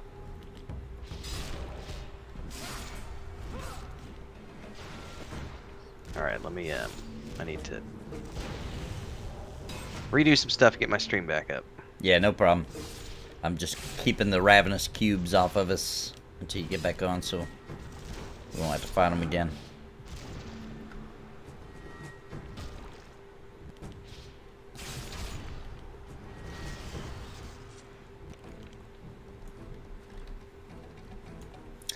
Yeah, and somebody said earlier, and I've kind of been rolling around in my head in chat, was talking about, like, not focusing on a game. That's just because right now we're kind of replaying games that we've already played before. We're just kind of reliving them. But, like, when Wrath comes out, that's a game I've never taken seriously, ever in my life. So we're going to take Wrath Classic seriously. I'm going to take Vanguard pretty seriously as far as running a guild, grouping with people, and we'll probably even do in-game events. We're going to have a good time in that, and I'll be playing that a lot. And then, honestly, a lot of us are just waiting on Pantheon, right? So that game will be, for sure, me going hard. Like, I don't know if you guys ever seen me when I'm straight up addicted. But Right now. I'll be going hard. There'll be like 12-hour streams daily. At that point, I'll probably just hire my wife to edit videos for me so I can just play Pantheon 24/7. But I'll need other content, so I'll probably just have her edit videos for me. Alright. Wow, these stupid cubes. We're trying for something a little different, though. Actually, are you back live now? I am now. Okay, cool. So I want to say that, like, our group, like what you're doing at least and what I'm doing, we're doing something that everybody always claims is impossible, right? Where they're like, you know, like, I can't play that game. I can only play one game. And we're able to do it because we've got these statics and stuff set up, but we're trying to provide content for wider audiences, right? Yes. So Yes. we're trying to grow, and nobody's ever done what we're doing consistently before. No, most people, I think, we've talked about this before, most people will, like, look at Asmongold as an example. Great entertainer, one game for many, many, many, many years. Right. Only Warcraft, you know what I mean? Right. And now he plays multiple games, but even still, he's not playing he's not, like, rotating through MMOs. No. That I'm aware of, anyway. So we're just doing it in a slightly different way, because most people would pick a game, you know. I always look at the big guys. Dr. Disrespect is all Call of Duty and shooters, you know. I think somewhere in here is something we're supposed to click on. Might be beneath our feet. Oh, is it this great? Yep, Crypt of the Betrayal, or Crypt of Yeah, Betrayal. there it is. But yeah, we're doing old school MMORPGs, but we're also trying to incorporate new co-op games like Baldur's Gate 3. We'll be down 5-10 minutes. Cool. You know, if we're going to be doing Pantheon, that's going to be a new game, and I think that's but not to toot our own horn, but also yes to toot our own horn. I think there's also it is a mentality thing as well, of just saying what do we need to do to make it work, because we want to become, you know, we want this to be the thing that pays the bills. Yeah, yeah. So what, you know, what does that require? Yeah, what does it take? Yeah. And if you only stick to one game, I feel like you're only ever going to be limited to that audience. That audience. Yeah. But your wife had a very good commentary, which you shared with me the other day. Was like, when you have those off days where it's like somebody's watching your Lotro stream, or they're watching your Vanguard stream, or they're watching your whatever stream, and you don't get any super chats, and you feel a little bummed out. The good thing is that when you go away from that, they might not care about Warcraft, they might not care about Lotro, they might not care about EQ2 or EQ1, but then you go play TLP, and because you've been there providing them with a steady supply of content over the past 4 or 5 days, when the time comes that you play the game that they are interested in, that's when people will support you. You'll support you, correct? Yeah, so yeah. Because my last, for anybody that doesn't know, my last Cringe Pony was kind of a failure. So, and those take so much time that I was so bummed out. I was like, oh my gosh, I just spent hundreds of hours making that, and, you know, I don't think it, you know, I think we made like $4, and I was like, you know, I can't keep doing this, you know, like, it takes so much time. I could have just been playing games, you know, or making content that is a guaranteed hit, you know, but that's okay. We had an off week, and my wife was like, well, you know, they support you pretty heavy the rest of the week, you know, like, yeah, maybe some of that support was for Cringe Pony. They just, you know, gave it to you at a different time. I was like, okay, that's a good way of looking at it. The other thing too, it hurts when you're like, dang, I just wasted all that time. They didn't even like it, you know. I also notice it a little bit more than you do because I have a much smaller audience. So here's an example.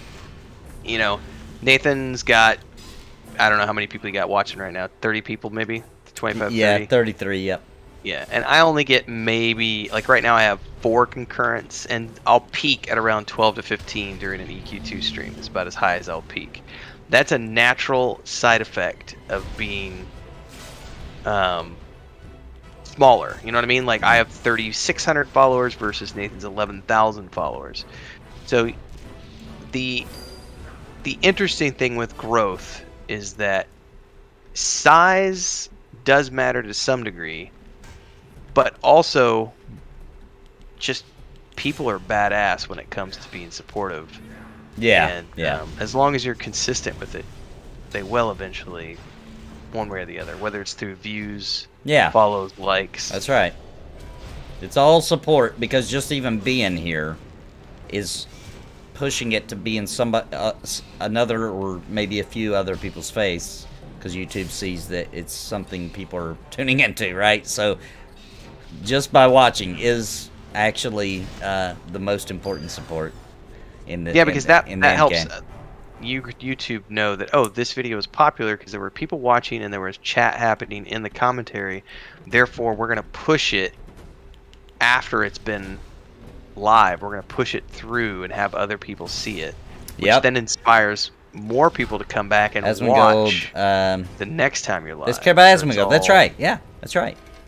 A bunch of games gives you more of a diverse audience. Totally agree. Your wife has a point. Yep. Did your puppet choose your own adventure work out? So yeah, I want to talk about that. That's a really good example. So my puppet, somebody asked, my puppet choose your own adventure. It did pretty good. It got 8,000 views, but I also pumped about $200 in advertising into it. So no, after I made all those puppets, all the supplies, the outrageous, just egregious amount of time it took, no, it didn't pan out at all. But it's something really unique. It's always going to be on YouTube. You know, there's still stuff in that video that only like 12 people have seen, right? So it's something really cool, and I am making another one. I learned a lot from making it, and what not to do and what would be better next time, etc. So it may not have worked out as in it wasn't this big, huge success, but it did work out in that I learned a lot from it, and it was still good, right? Like, I still make pennies a month off of it, right? And I probably will for the rest of my life. So, you know. And I would also say that there's also a chance, not that you want to bank on this, but there is the chance that at some point down the road, as the channels grow and as everybody gets bigger, that becomes a thing that people circle back around to. That's right. Because there have been good examples of, like, you know, I'm going to throw out a random author out there. Brandon Sanderson's not a good example. Michael Crichton, I don't know. You know, they write 6, 7, 8 novels before they get famous, and then that's right. You know, their Life first Ryan 4 or 5 novels only sold, that's what's important. you know, 500 copies apiece. Then they finally get the one that goes big, Zorlop, and you don't have to now worry all of a about that, sudden, bro. that first novel that only sold 500 copies goes out and sells 35,000 copies. Because the interest from the people is there to go back and look and say, well, what did this person do before they did this? Yeah. Oh, they did these 25 other things. I want to take a look at those. Kantan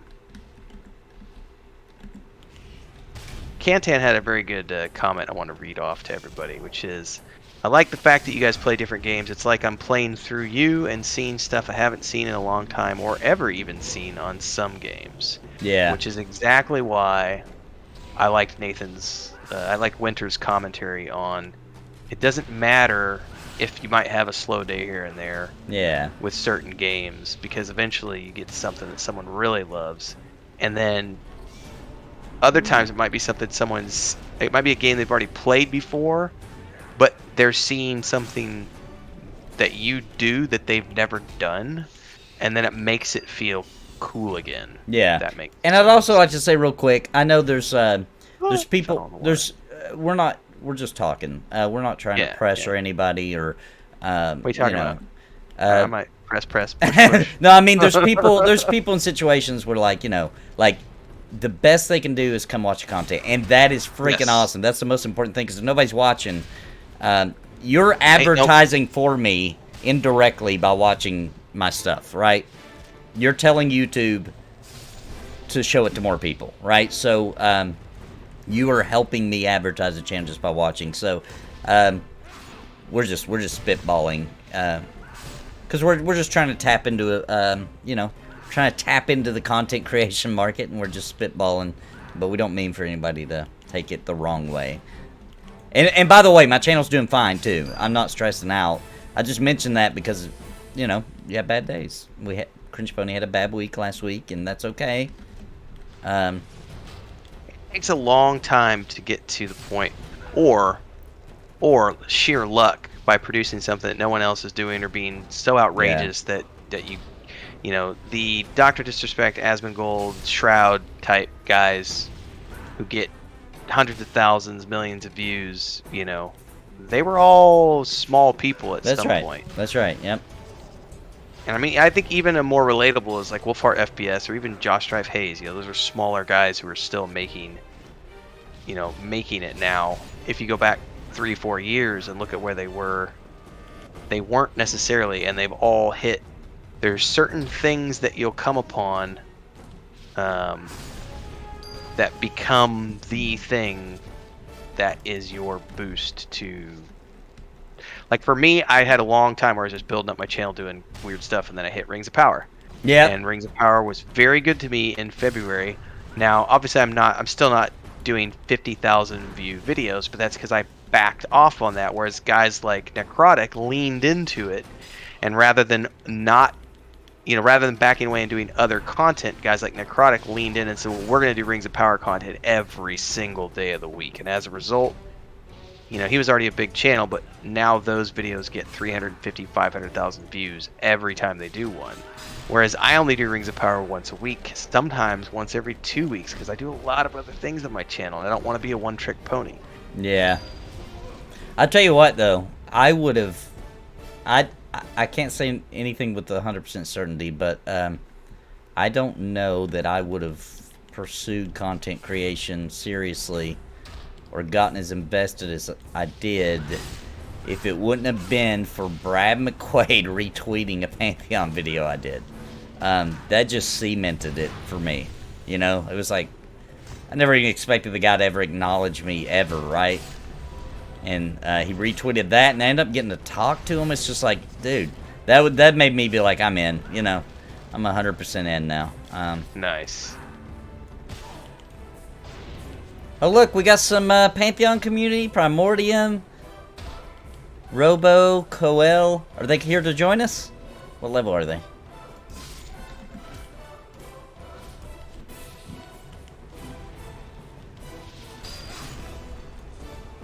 Oh, they're just passing through. Yeah, I think they were just passing through. Cool, though. Thank you, Susan. I wasn't trying to talk you guys into doing that, by the way, but thank you. Thank you for the super chat.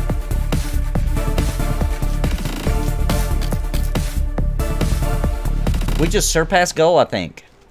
If we didn't, we should have. Thank you so much. Rest in peace, Airdoon. I agree. We're playing on the newest, I don't know if it's fair to call it new anymore, but the newest TLE server, TLP. Varsoon. Varsoon.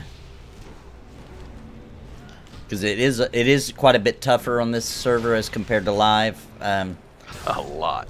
I don't know.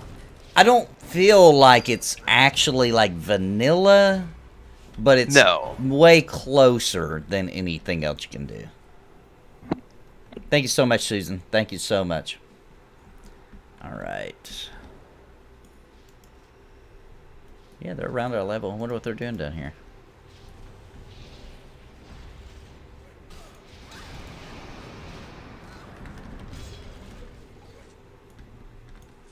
Let's check the characters out here.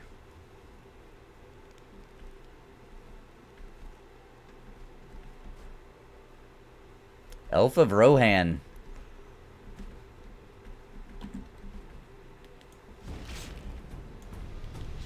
I think we might have lost Ren. You there, Ren? No, I'm here. Okay, I okay. was typing some.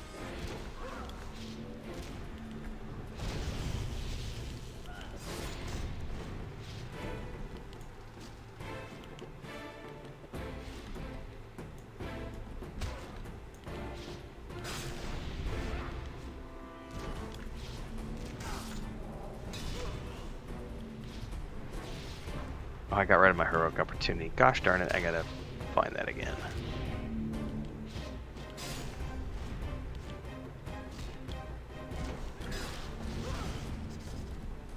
So I think we can group up with these folks. Were you talking to him? No, hang on. Well, yeah, in guild chat.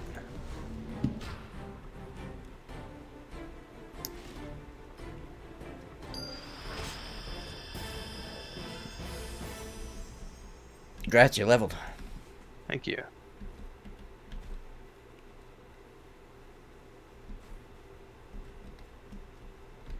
Somehow I changed my stupid this hotbar and I don't remember how to change it back. I cycled through to the next. Hold control. Like get your mouse over and hold control and then press. Wait, that's not how I do it. Hang on. There is a way to do it. I thought, yeah, and somehow I did it because I lost my.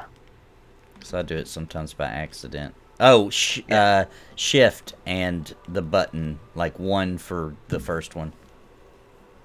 Well, I did it to one of my other ones. It's the control hotbar, like the control 1, 2, 3, 4, 5. Somehow I. Oh, I don't know. I know there's a way to show the spinner. There we go. Okay, we did combine our groups. He is fixing his hotbar real quick.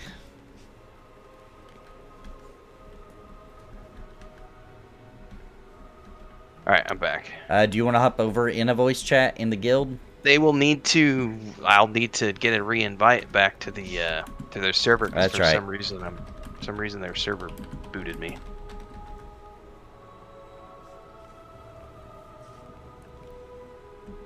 Yeah, thank you, Lowriser. Everybody, make sure you come back. We got Cringe Pony tonight, 11 p.m. Central, If you 12 could a.m. ping me with Eastern. an invite here on our private. Oh yeah, I chat can do page. that. Yeah. Let me find it here. Where's it at? Primordium.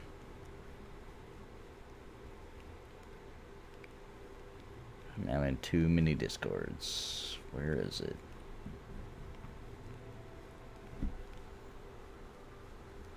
There it is. All right.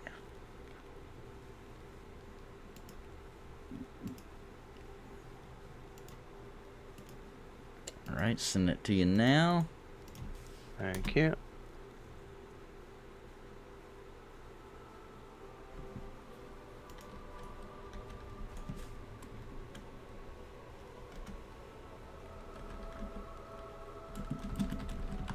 Oh, so he's playing with his kids.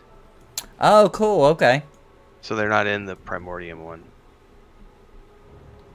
Oh, does he want to get him one from your guild? Is that what he's saying? I don't know what he's... they may be doing their own with his kids. Oh, okay, okay.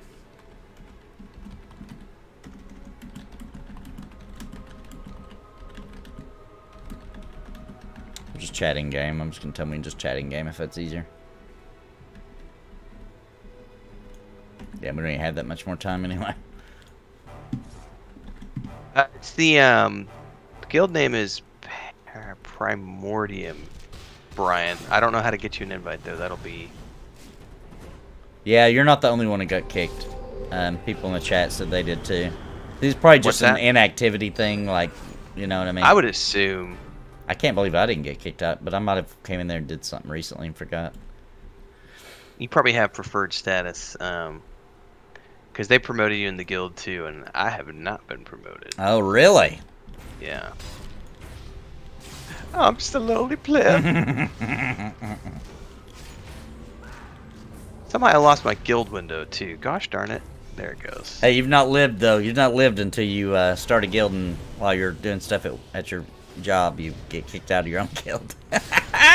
I've wondered if that'll happen to me eventually. 'Cause, I've got some guilds like that were put together for specific games and or old servers, and then like 5 or 6 people keep playing, but the rest of us move on. And I'm like, at some point, those games have got to have a feature where right. the game is like, hey, if the guild leader has been on for 3 months, you get to kick them and... Yeah, you can reestablish. You need these scarabs too, right? Yes. Lots of scarabs. That's very wholesome, playing the MMO with your kids. I do that too. We'll have sessions where I'm just like... They're just kind of like, you know, it's weird. They're just kind of like... They'll play them, but it's almost... I always feel like they're doing it for my entertainment. I'm like, I'm not going to make you do this if you're not having fun, you know? Yeah, the Minecraft thing with my brother is and with his kid, with my nephew, it's because my nephew got obsessed with Minecraft last summer because all of his friends were playing it and they do it in school, and he's like all of like 7 years old, you know. Yeah. And so my brother and I were like, well, why don't we get him for his birthday? You know, this is last May, so we've been playing it a little over a year now. He was like, let's get it for his birthday and we could just play it with him. And now we're a year in, and we were doing it over the winter. It was every Saturday night, but then with rodeo, we're missing about every other session, and I think it's been... I don't think we played the last 2 weeks. But Joey, like, literally, my little nephew, that's all he's done is spent all of his allowance money on, like, Minecraft books and Pokemon trading cards. Like, that's all he's spent his money on this summer.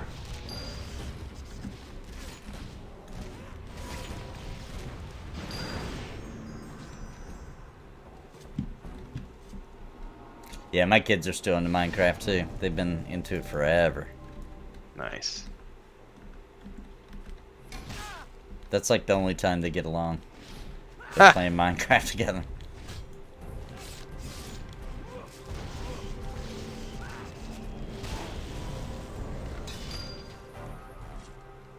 Now it's just corpses and shrillers. Oh, we I still need still got scarabs a few more scarabs. Yep. Almost done. Oh, Five more. yeah. Alright, I'm gonna stick following you. That coffee and water went right through me. Alright.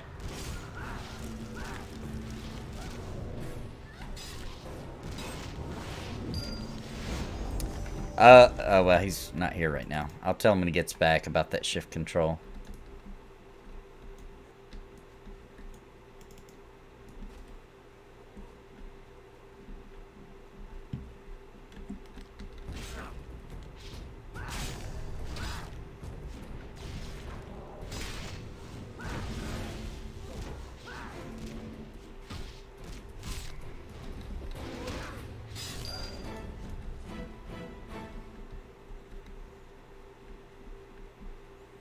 Seeing if they spawn back.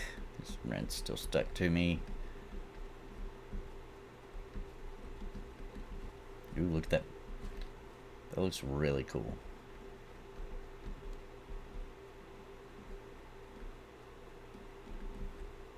There's another one. Oh, I lost Renfail though. Did it get them back on me? Yep. Here's one.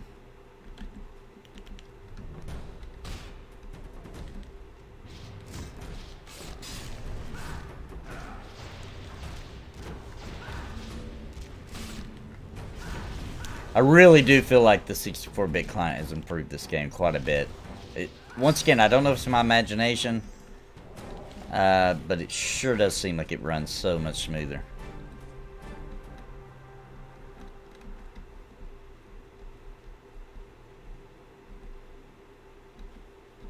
Come on, scarabs, repop. How many more do we need? We only need 2 more.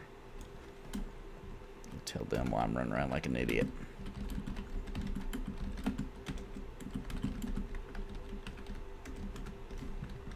Alright, I'm back. Alright. Yours says you only need 2 more scarabs also? I'm done with scarabs. I just need corpses and shriller wings. Okay, here's a shriller. I still need 2 more of the scarabs for some reason. Oh, I might have needed a different amount than you. That's probably why. I needed 25 of them. Oh, yeah, I don't remember how many I need. So I noticed our amounts were different before. Oh, here's a corpse. Diseased corpse. Mm-hmm.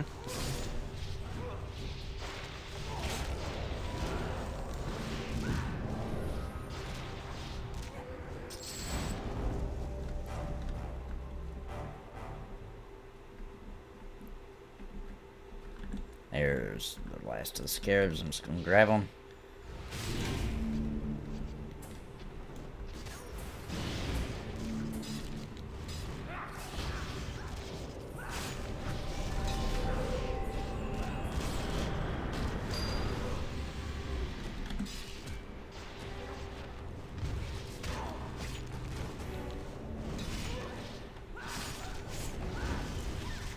Haven't played it in a long time. Reinstalling now, you're making me feel my drive space. Sorry, Ben. Sorry. You're talking Zorloff. Are you talking about this game, or are you talking about Vanguard? Because you got on Vanguard, didn't you?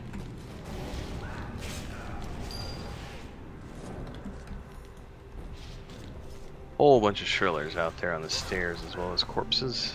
All right, this is the last. I don't need any more scarabs. So.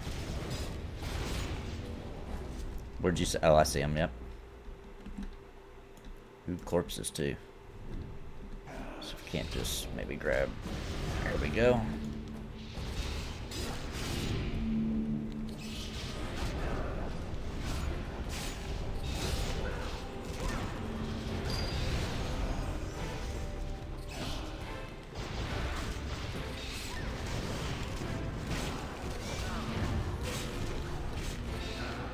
I also would like to say something too, going back to our previous conversation about content creation and stuff. You know, we're playing different games, but I think we are all doing it in a very different way because we're not adopting personas. That's a good point.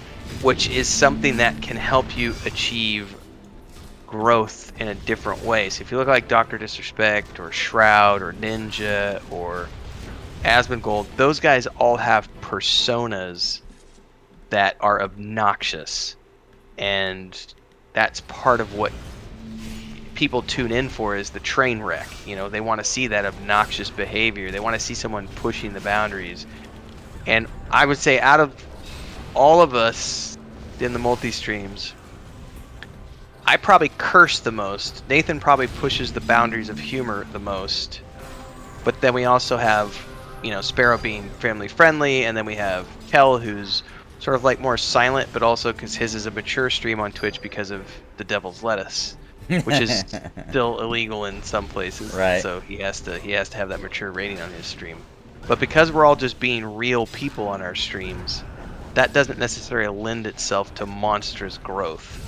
I'm sure if I took on the Ren Fabulous persona, you know, and really pursued that, then there would be a different type of growth, but that's not necessarily the growth that we want.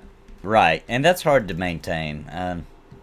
Yes. You know. Honestly, I was doing the math on that the other day. I was like, look at how long Dr. Disrespect has been professionally streaming in a wig with sunglasses. Yeah, As the two-time. it's kind of funny you know, to think about. Yeah.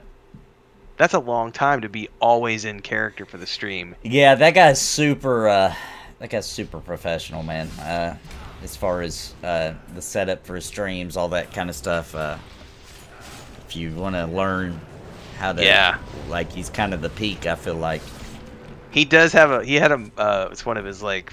It was a short that was like a real life. He was like, I can't believe I'm sitting down here in the basement doing this by myself sometimes. yeah. Yeah, I was setting up your stream deck and all your different, you know. Already on Vanguard in your guild, but I'm installing. Oh, you're coming here. All right, cool. It is admirable. Woo, Maduros. The level of professional. You wait for the songs. Sure.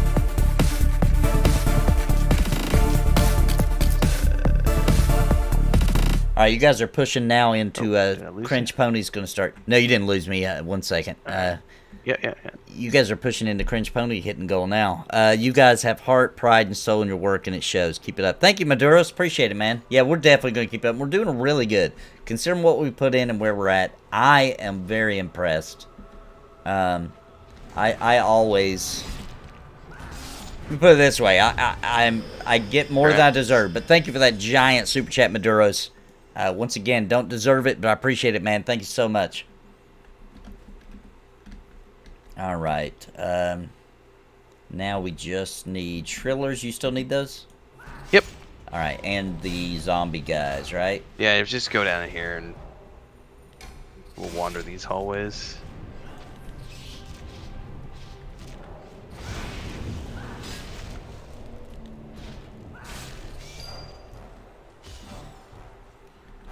Right. Left is a Here we dead go. end, but there may be stuff down in here. You never know.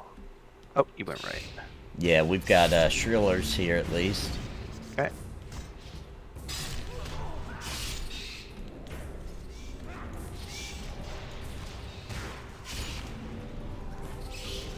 But of course, Muujin, but of course.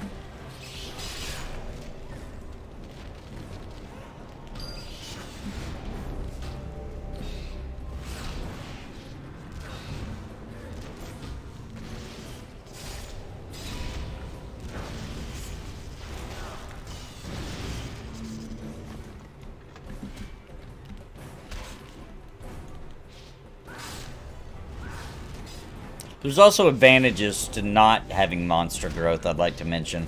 Yes. Growing, you get to know your people a lot You get better. to know your people. Like, it's very rare that somebody... Well, now, I gotta admit, though, one thing that does throw me off, and I don't know...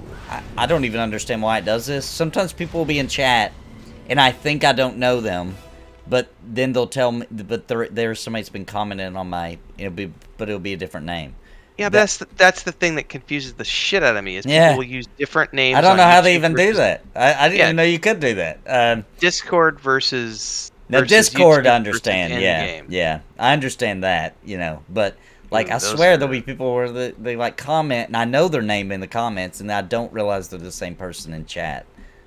All right, so That's a little deadly. We need to turn back around probably. Well, they're not heroic though. But we don't need. They have to go through here for 5. They need to go through there. Should we help them then? Because we're almost done anyway. Yeah, we can finish up next week. All right, let's move through here and get them where they gotta go. Then we can just wrap this up next week. All right, see how scary this really is. Yeah, if they were heroic, they would have tore us up.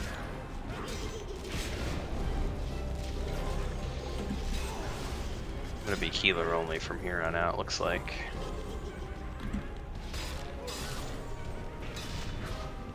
I love EQ2. I made it to Crinkle, level 40. you are one of the few who does. You are pretty consistent on your names across all the platforms. I'm also very consistent. Love EQ. I'm starting fresh on my Eric and Shadow Knight. Hopefully I join a guild soon to spice things up. Heck yeah, join us, man.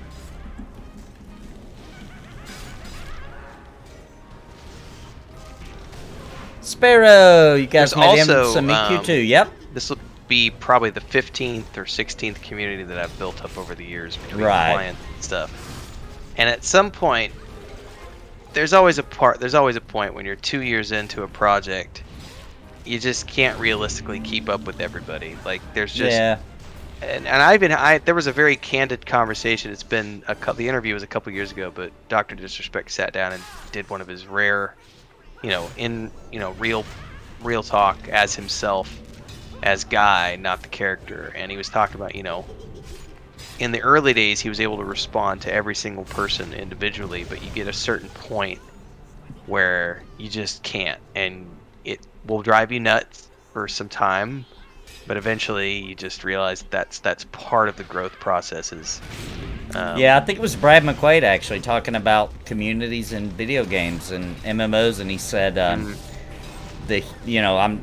I'm way not getting it exactly correct, but it was something to the effect of a human brain can remember 250 people or something, right?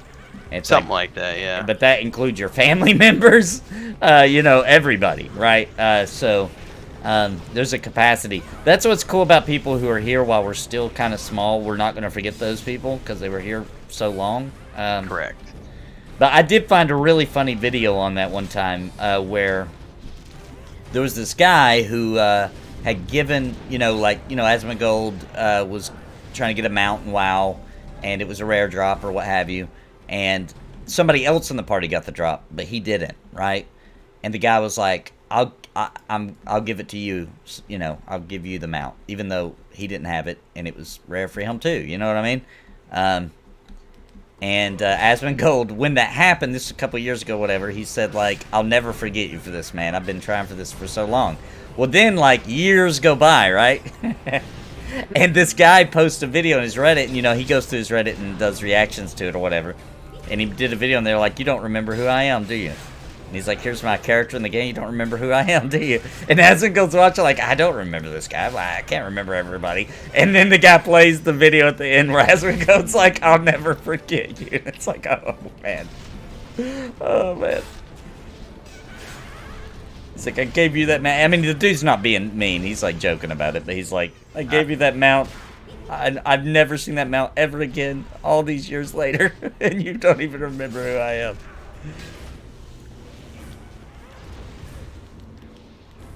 Oh, we got a name behind us. Big Pop. Big Pop. Uh-oh.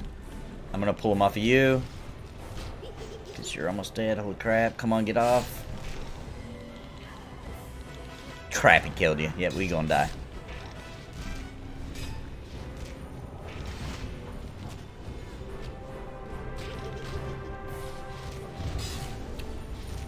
I think I have a res. I don't remember. We played so many games, so I think I do. That's all good. We got a Templar in the group. Okay. Ooh, yeah, he's heroic.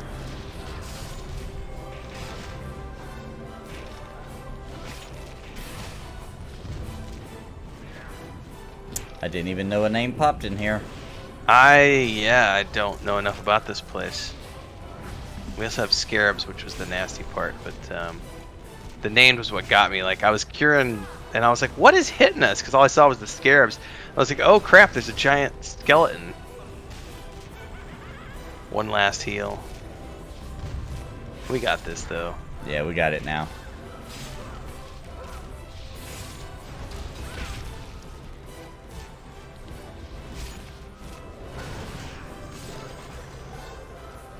Ooh, well, that was a butt clincher. That was.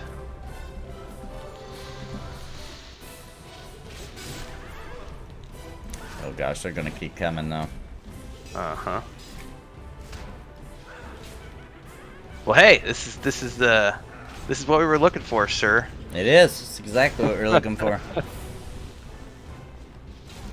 Thank God for the mini dings. Yeah, those are pretty unique to this game. Really cool feature.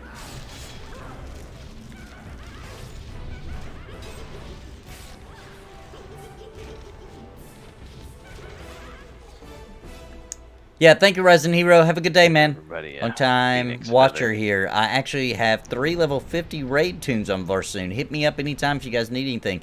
Nice. Canis Chaos Mar has 3 level 50 raid tunes on this server. So Nice. said to hit them up if we need anything.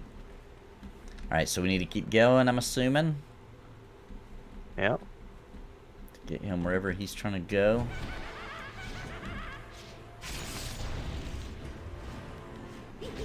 Got a few more minutes I can put in, then I've really got to go. Yeah, I was looking at the clock going, I think I can push to 4:30, but that's my hard cutoff, because I already promised Chris some Netflix before Minecraft tonight. What we got in here?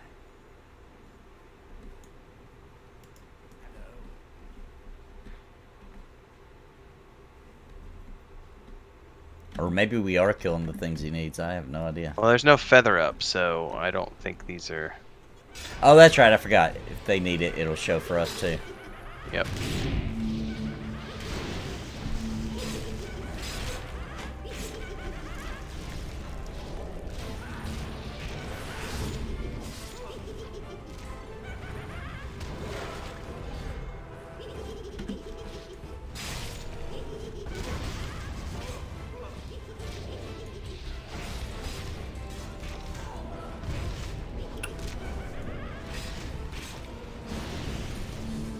I should have done. I got those stupid scarabs on us.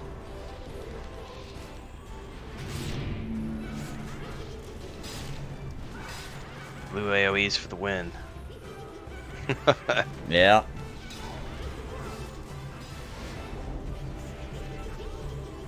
I'd hope you don't have any sticks and stones. That's a good line.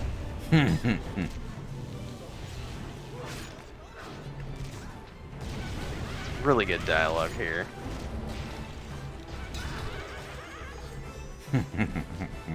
That's what the skeleton said. Yeah. Do you hear something in the background? It's probably my kitties. There's little baby kitties, and they might sound like birds.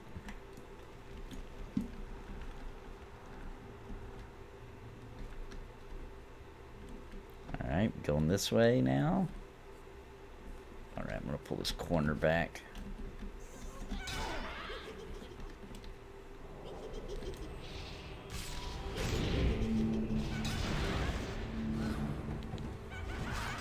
They always do that in like every dungeon in this game.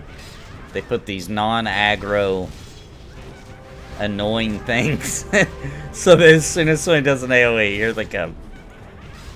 Well, I think it's only it's those because these are not linked, so it's those Yeah. you have to use the blue AoE to get them, and Yeah. yeah.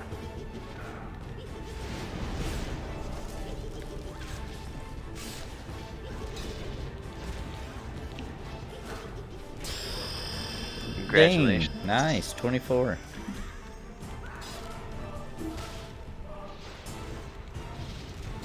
I think you get Level a cool 24 little now, new thing at Thaywall. 24, like you Just can hit it. choose a new mastery, maybe. Okay. I could be wrong. Like if you hit L, you might have like a new. Oh yeah, I haven't done this actually. I need to. Oh well, you might want to wait. I'll look into it. Yeah. That's a process.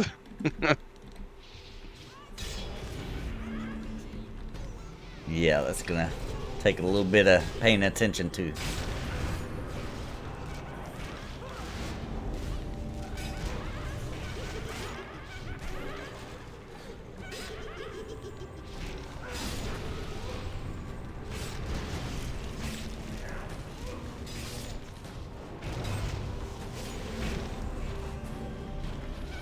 Something just hit the door. Where the kitten's playing outside. They get quite rough. Like they throw each other at each other. And all I'm hearing is bodies hitting the office door. It's like cats flying through the air. Thump, thump, thump.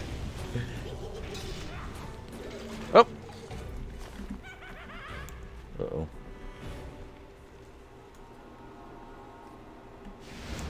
Yeah, hit that like button and subscribe if you're new here, please, please, please. What we do here, we cover MMORPGs and play lots of them. Alright, let's keep going. I'm assuming... Unless... Was that where you needed to be? Nope.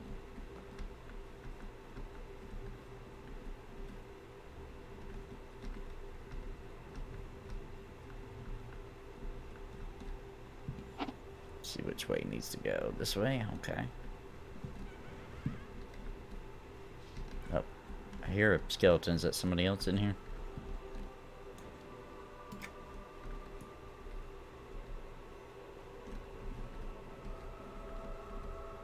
I don't even know if we're going the right way. Who's the main person? Elf of Rohan? Not sure where. Never mind. Oh, he doesn't know either. He's just looking for them. Oh, here's some minotaurs. Here they are.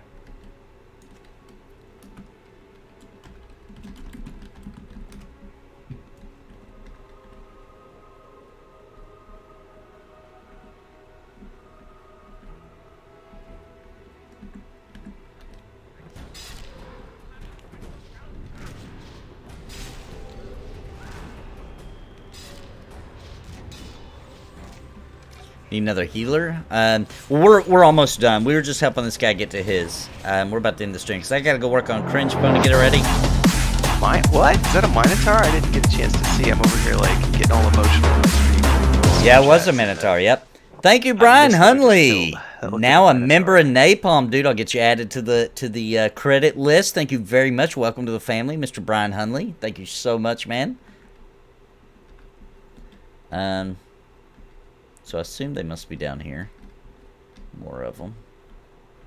So it was just a random one. Whoa, whoa. It's a creepy looking skeleton.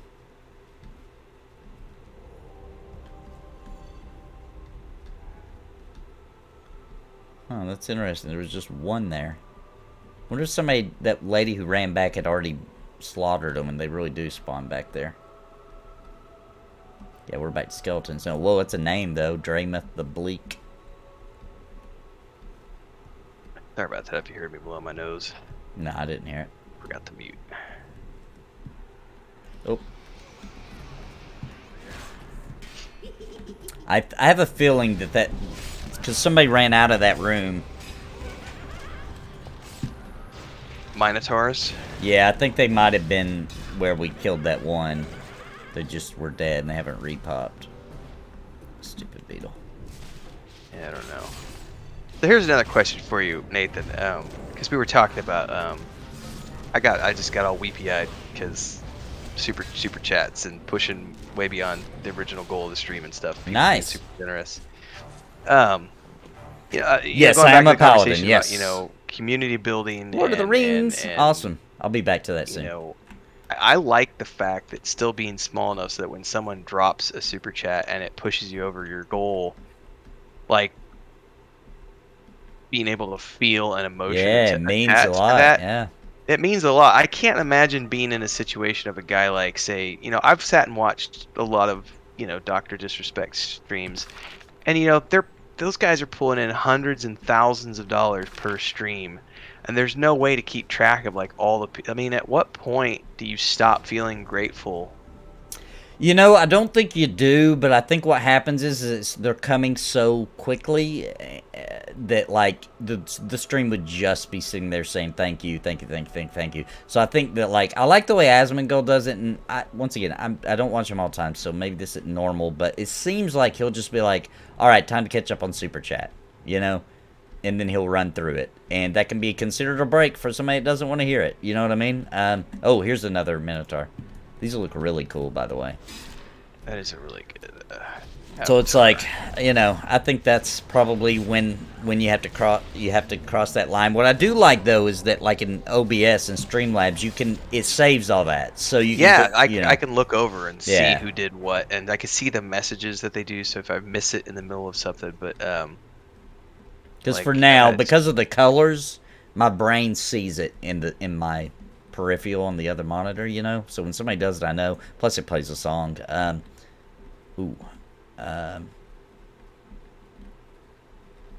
Somebody needs that. Oh yeah, you're right. It's gotta be him.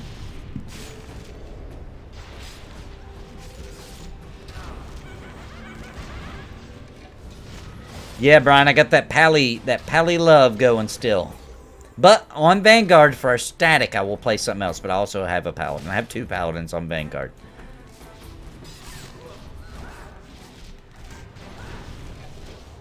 And I'll be rolling into Wrath Classic with my pally. I've got 2 pallies on that server as well. Looks like they got all their updates, Nathan. All right, good deal. Probably not the best place for us to log out, but Oh no, we would want to recall. Oh yeah, I forgot about recall. I'm getting all EverQuest minded these days. EQ1. Play a pally or cleric on every game. Nice. Yes, I'm a huge fan of clerics. I think it's the coolest healing class Well, you're doing ever Cringe created. Pony tonight. Yep. I'm doing nothing tonight other than Minecraft, which is off stream.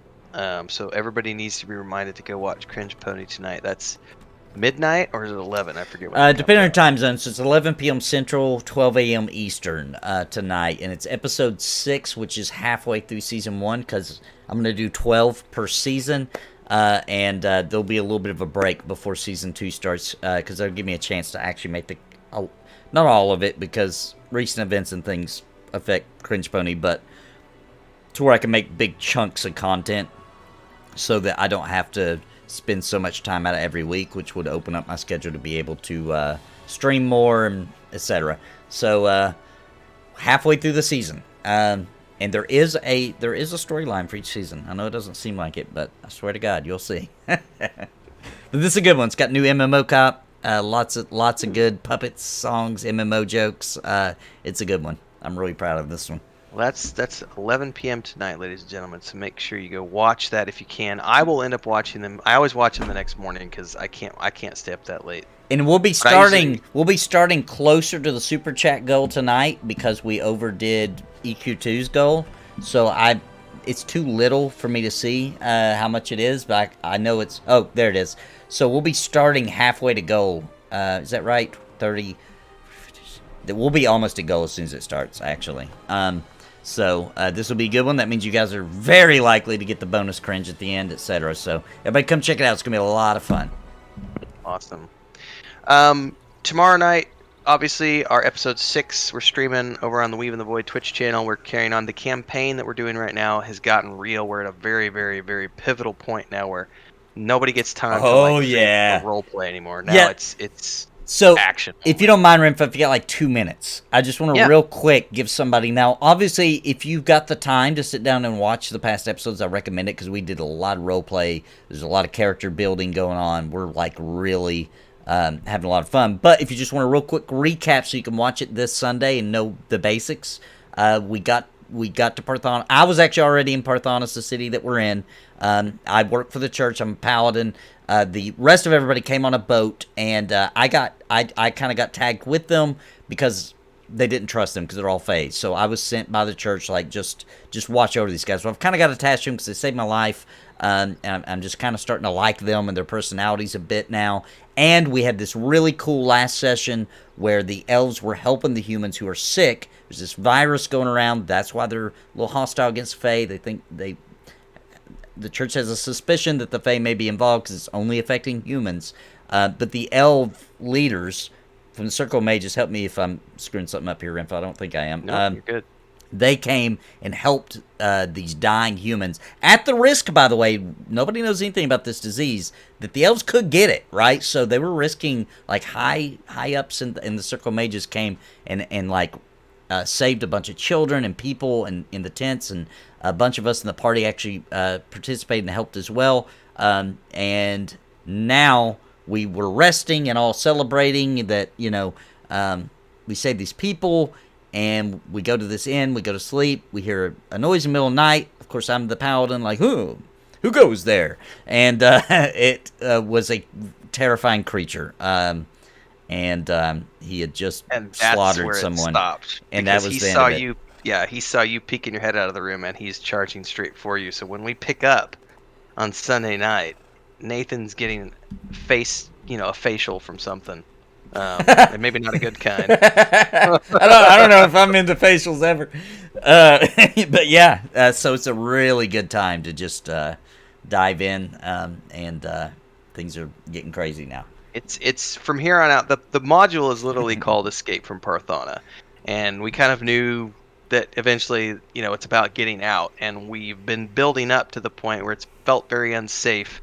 But now we're at the point where now it's become this thing of like, we just can't catch a break, where there's no breathing room, the exits are cut off, like we can't get out the city gate, they've done a blockade on the ships, and now we're getting attacked at the very end by some creature. Like, we're about halfway through the campaign at this point, and everybody's level 2, and now it's full on, how do we escape? How do we get away? How do we stay ahead of this? It's gonna, this is where, as I say, shit gets real. As of this upcoming Sunday's episode, because it was all leading up to the next few sessions as they survive, hopefully, and not get sick on the way. Cough, cough. Roll your Constitution check, sir. Yeah. Those are 8 p.m. Central. I would also like to say, because Nathan's finishing up one more piece of art for me, I'm already starting to put some of his what I call fluff pieces into the source book right now, on top of the racial art and the class art that he already did. So those of you who already own a copy of the source book and the first campaign module, you're going to get an updated version of that later on this month once I get all the new artwork put in there. And then if you want to pick up a copy, you can. It's weaveandvoid.com. You can also go to patreon.com/hermits if you want to get a copy there. And more importantly, we're slowly working our way towards the Kickstarter for the hardback version. So for those of you who like big, juicy, hefty books on your shelves, you'll want to pay attention to that as well. Yeah. But it's tomorrow night, and then Tuesday, we're gonna do a new thing on Tuesday. Oh yeah, Is, Tuesday. Vanguard Saga of Heroes, baby. Vanguard, multi-stream group, static group, so we'll be able to do all the dungeons and everything. So we're gonna push the emulator and see how far it goes. As of today, $1.5 million, baby. That's what we're shooting. Yeah, for. We're shooting for 1.5 million, so we can buy the rights and release it. So that Vanguard that would be a has really an cool official thing server. if we actually could. How make that epic would that be? How epic would that be? I think that feels like the right goal to have. We may never do it, but in the meantime, we can attract attention to this. There is an audience for this game, right? So even if we, 1.5 million is kind of a lot, but we can at least make a very good case of, hey, this game is good and it deserves attention, and maybe we can rock the boat a little bit, even if we just get a P99 agreement with Daybreak. That would be insane. That'd be a good secondary goal. So I think so. I'm down for that. But yeah, let me make it big on YouTube. Let me make it big. I will absolutely get Vanguard back into the hands of the people. Let's do it. Yep. That feels to me like the perfect sign-off point, Nathan. Yeah. Yep. We got it. We went out with hype at like level 200. That's what you got to do. All right. Well, I'm gonna sign off with my people. But Renfail, I'll see you. Let's see. Tomorrow. Tomorrow afternoon. Yeah. Yep. I'll see you tomorrow afternoon. All right, man. Talk to you then. All right, guys. Thanks a lot for joining. We pushed way over goal, so I'm gonna carry that money over into Cringe Pony, some so that we are because you guys went way above what I needed for this session, so that'll just go towards Cringe Pony. Really appreciate you guys. Love the chat. I hope I didn't. I don't like to talk business normally on the chat that you guys can hear. But me and Renfail are both content creators, and we're both kind of breaking in. So that happened, but but I just want you guys to know, really appreciate you guys a lot. Everybody coming and chatting. This would be the worst stream ever if you guys weren't in here talking and saying things and checking it out, man. We had good viewership. I mean, really just super happy to be in this position to be able to make content for you guys, and hopefully you'll come back for Cringe Pony, because that is my most curated content that I make. It is super comedy, super cringy, but it's a really good episode tonight. If you like MMORPGs and you got a sense of humor, you'll probably enjoy it. And for a lot of people, I've noticed even when they don't like it, it kind of grows on you. So hopefully I'll see you guys there for that. And any lovers of MMO Cop, will be returning on Cringe Pony TV tonight. But I've got to go film some more episodes and get it all edited and ready to go for tonight. So thank you, everybody. I'll see you tonight. For those that can join us, 11 p.m. Central, 12 a.m. Eastern on Cringe Point TV right here on the Nathan Napalm channel. And until next time, my friends, God bless and happy gaming.